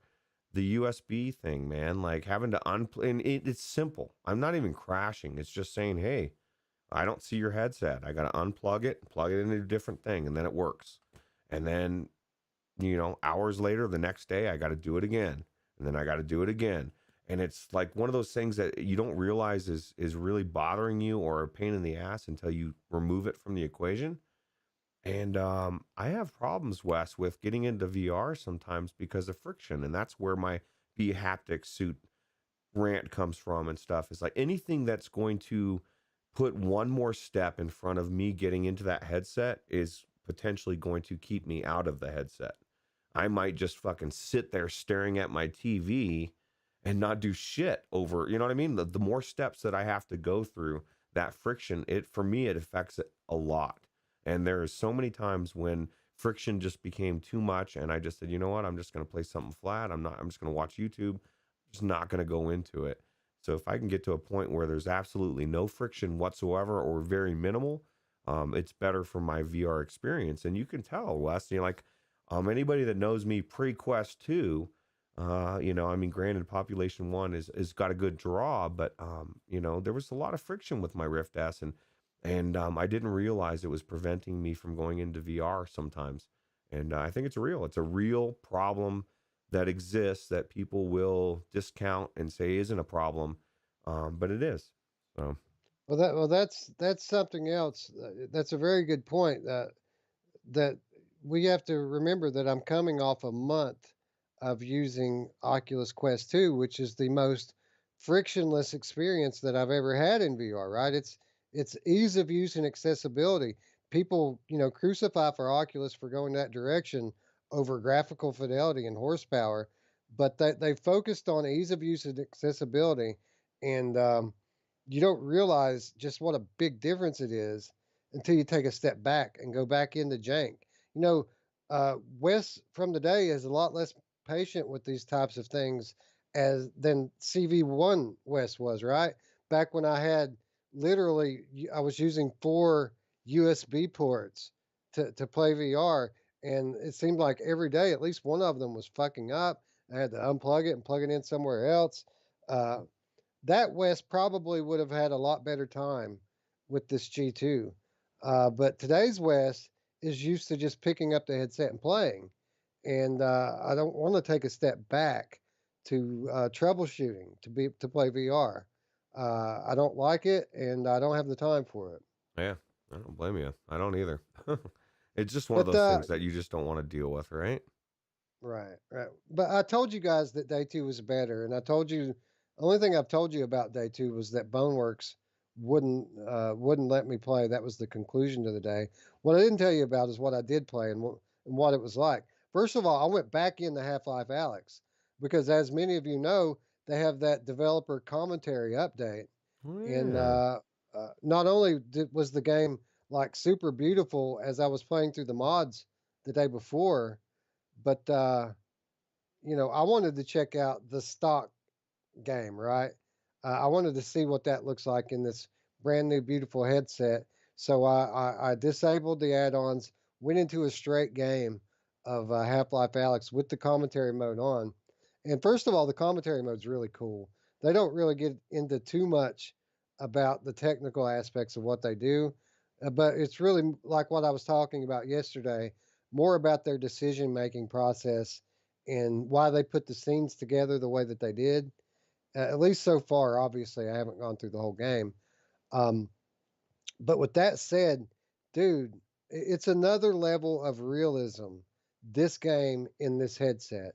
I played through the first level of Half Life Alex, where you start out up on that balcony, and I just noticed so many things that I didn't notice before.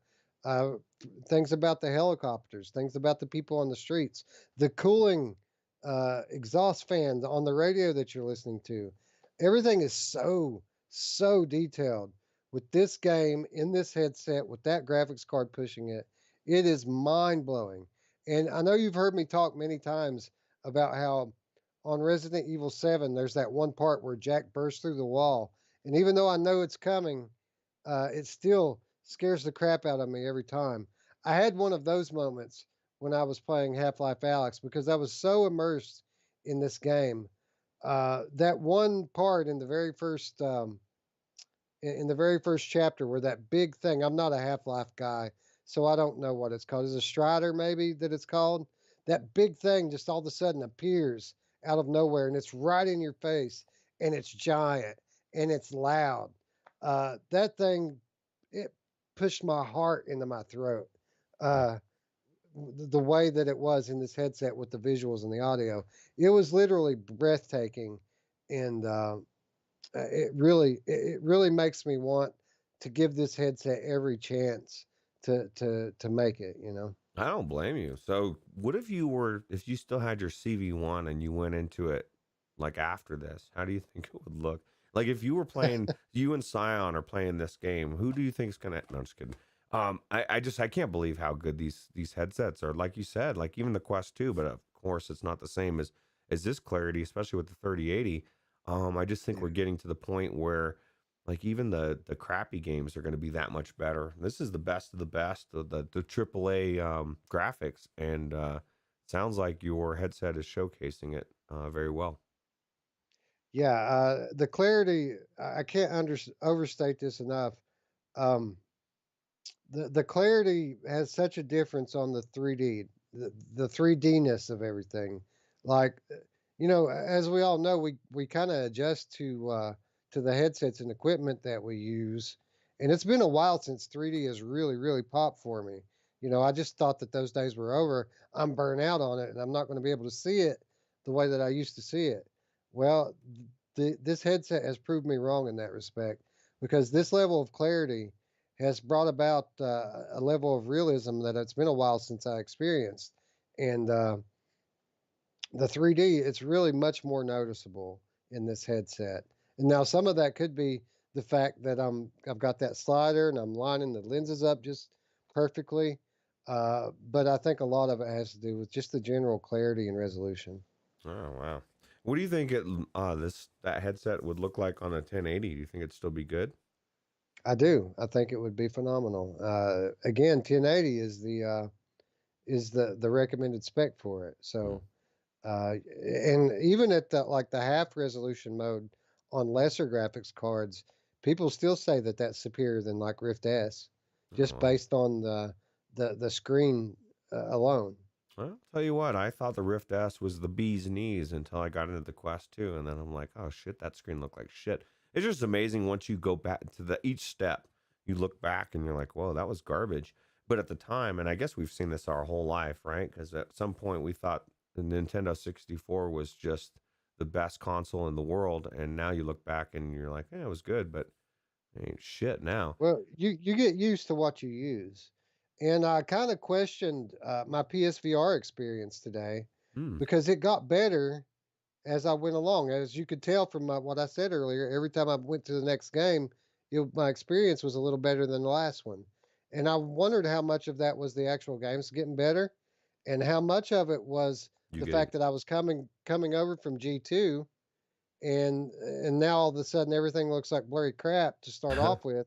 But as the day goes on, it gets better and better and better. So I'm sure some of it at least had to be me adjusting to PSVR again. I think a lot of it was just because, like, even in the past, my experience as well is like you get into the headset with the PlayStation VR after playing PC VR for so long, and you're like, wow, this looks like shit.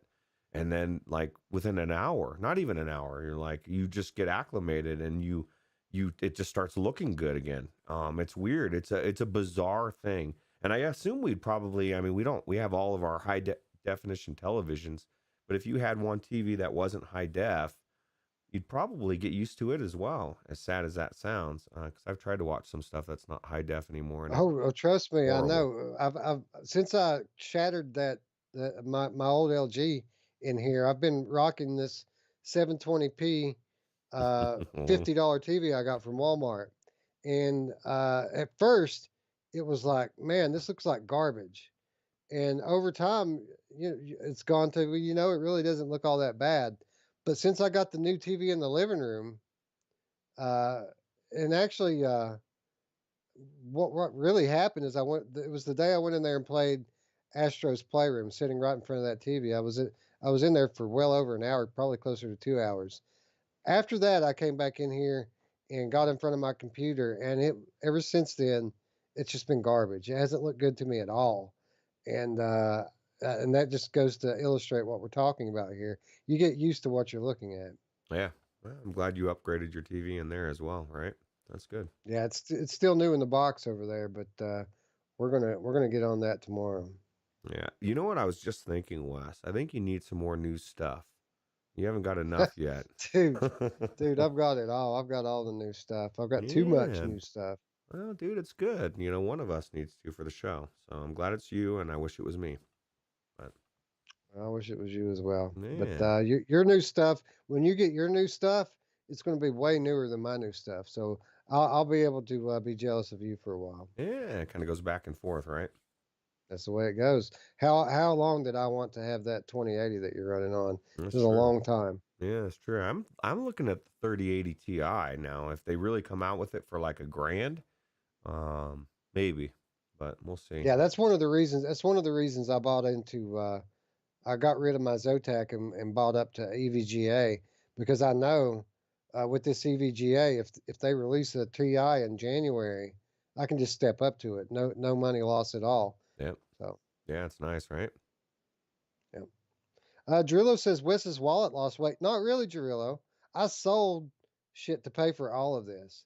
I sold shit to pay for all of it. I sold graphics cards. I sold my capture card. Sold all my headsets.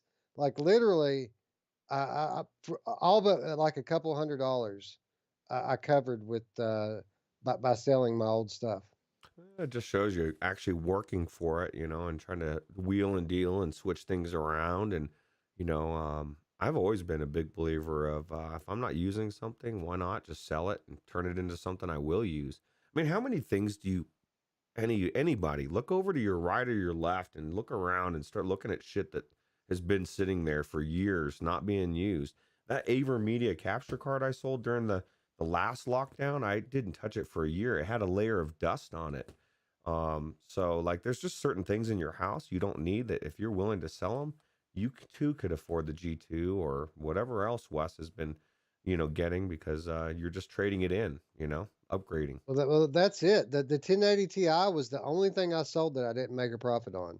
Everything else I made a profit on. I made a profit on my Rift S, made a profit on my on my capture card. I didn't make a profit on the Quest, but interestingly, I sold the Quest on the Quest 2's launch day for $300. Mm, So, I mean, I was kind of okay with that because it was like a straight trade, right? yeah. Um, I sold that 3080, the first one I had for a profit. So yeah, I mean, I'm not. I mean, I know it probably seems like I'm some rich dude. I'm not. I'm a working class guy that I don't have a lot of extra spending money. That's why I was PSVR exclusive for what 4 to 6 weeks. It was because I had to sell all my stuff to upgrade. Uh, So you you also know, I you're diligent. You know what I mean? Like you got your priorities straight. You're maybe wheeling and dealing, but you got all your shit first done, and then this is extra stuff. So I think it's cool. yeah. Anyway, let's round out the day two with the uh, the HP Reverb G2. After Half Life Alex, of course, I tried to go back into the Steam VR Home, and of course, the thing crashed on me. But I didn't get that error message about my graphics card being blocked, so I took that as a win. And I just reloaded it, went back into Steam VR, and loaded up Paper Beast. And Ruuts, it was just stunning. This game. I mean, it wasn't quite on the level of Half Life Alex, but as you know, it's a different art style. So where Half Life Alex was giving us this supreme realism, you know, Paper Beast was giving me this totally different fantasy world, and I got to say, I wasn't just impressed with the headset in this, but I'm impressed at how much this game is changing as I go through it. It's going in directions that I wasn't expecting, and this game is actually, I think it's going to turn out to be a lot better than we even thought it was going to be. Really? Wow. I need to get back into this. It's one of the most visually stunning games, and it's cool. It's different, right? So Yeah, I kind of always assumed that this was going to be something akin to being in nature on a similar but different planet. This is like being in a whole different dimension, dude. Like some of the things that happen in this game is just like it's like science fiction crap, dude. It's weird. how cool would it be if you could do it? We always say this, but co-op. You could be in there with somebody else exploring the world, right? Yeah, dude. I want co-op in everything, and like I forget who I was going to. One of the developers I was talking to the other day. I thought about trying to impress upon them just how cool it would be for them to add co-op into their game, but I don't even remember what it was now. Well, there's all sorts of rumors floating around about you in the chat. Some say you sold your kid. Others say if you look tired, you're got one less kidney. Um, so Hey man, I do what I got to do. I got to say I expected to get a G2. I expected to get a PlayStation 5. I did not expect to get all this other stuff like Quest 2. That was a total surprise to me. 3080 that just came about because like I saw a way where I could possibly get a 3070, and then I realized that if I'm going to shell out five for a 3070, then I can probably get to seven for a 3080, and there's a big difference in performance there versus the cost.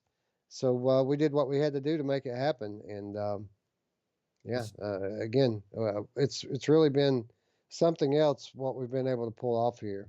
that's not that expensive, bro. Like I remember paying $700 or close to 700 for like the 980 or something when it was new. You know what I mean? Like $700 for one of the best video cards out there right now. I think it's a steal.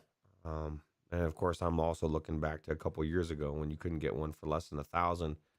So Yeah, I agreed. If you look at, I mean, if you're a person that bought in on any of the 20 series cards, you've got to be blown away by the value proposition here. I always thought that the 20 series cards were overpriced. But I mean, this is fairly similar to the 10 series launch prices, which is what I always wanted. You know, I paid more for my 1080 Ti than I paid for this 3080. So I'm pretty content with the pricing on it as well. I think I paid close to what you paid for my 2080 for the 3080. So, What now? I didn't catch what oh, you meant to I say said there. I think I paid just about the same price for my 2080 as you paid for your 3080. It's like $700. So, Oh yeah. yeah. Well, I mean that's not too bad, I guess. Most people were paying $800 to $1,000 for them, and then like the TIs were 1,200. Yeah, maybe it was like 8, but it was close. So, Uh, Driller says we're so used to these inflated prices. I remember buying the 260 and moving to a 280 for $280. Yeah, I know, right? Oh, how far we've come. Lamb Crotch, my 3080 is still on back order. It's been 2 months. I got a 3070 to hold me over. Hey, man, that's kind of what I did with the Zotac, right? yeah, absolutely. And now you get to upgrade. That's one of the best things about EVGA. If you don't know, they've got the program. How many months is it? It's a couple months, right? Where you can It's three 3 months, months. you can pay the difference, and as long as you know are willing to not have a video card, which in your case it wouldn't matter because you just throw your 1080 in, you just pay the difference. And I think maybe shipping, but I can't remember. So So yeah, I guess that's gonna to wrap us up here. So the verdict, the jury's still out on G2. Day two was better than day one, but it still wasn't good enough. But when it's good, it's great. It's the best thing I've ever experienced by a fair margin. The tracking again hasn't been an issue so far. If it becomes an issue, as you know when we review anything on this channel, it's an ongoing thing, right? There's never any definitive verdict on it. It's a thing that changes over time. So if you're new to the channel, be sure to click that subscription button. Be sure to click that notification bell because I assure you I've got a lot more to say about this. I'm going to have a lot more to say about the PS5. We're only getting started with our coverage of these things. More testing is needed, but right now, dude, it's 50-50 at best with whether or not I keep G2. I really want to because the good is just so good. yeah, well, it sounds like it. Sounds like it was something that. Now let me ask you this: if, like, say you a week goes down the road or goes on, and you decide, I'm just not going to keep it. You could turn that into a yaw. Oh no, I guess that Okay. includes tripling your money, right? Almost. Well, I bet I could probably make a couple $100 on it though. While right now, while people are still waiting for these things to come out of back order, they're going to be in back order for the rest of the year. Oh, that's true. So Yeah, that's true. Might as well, right?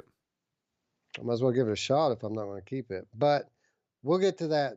We'll cross that bridge when we get to it. As of right now, this is going to be my daily driver for a while. We will eventually get back into uh, the head-to-head comparisons with the PlayStation VR. But again, I feel like that's kind of a lot of trouble to go through just to see if there's a minimal, change. Blood and Truth was really the one that blew me away. Firewall and Astrobot were impressive. Blood and Truth was breathtaking. So Blood and Truth is the one that gives me hope for PSVR 1 on PS5. But anyway, we're going to continue our assessment of these things. Stay tuned. Check back. Talk to us in Discord. Obviously, that's where we give the day-to-day updates, right, on Discord. Absolutely. Well, and I would submit, Wes, that if you do take the time, like you sound like you're going to do, because that is a lot of time and work to go back and forth, you should definitely record it and put it on the channel. I think people will be interested to see what differences, if you see. Well, here's the thing. Here's the thing about that. In order to accurately convey the differences on the Pro versus the PS5, you have to take through the lens video. Mm, All that you're going to see on the social screen that people keep capturing and making videos on, all that you would see there is if the game were to get texture improvements, like a really big upgrade in the rendered out graphics of the world.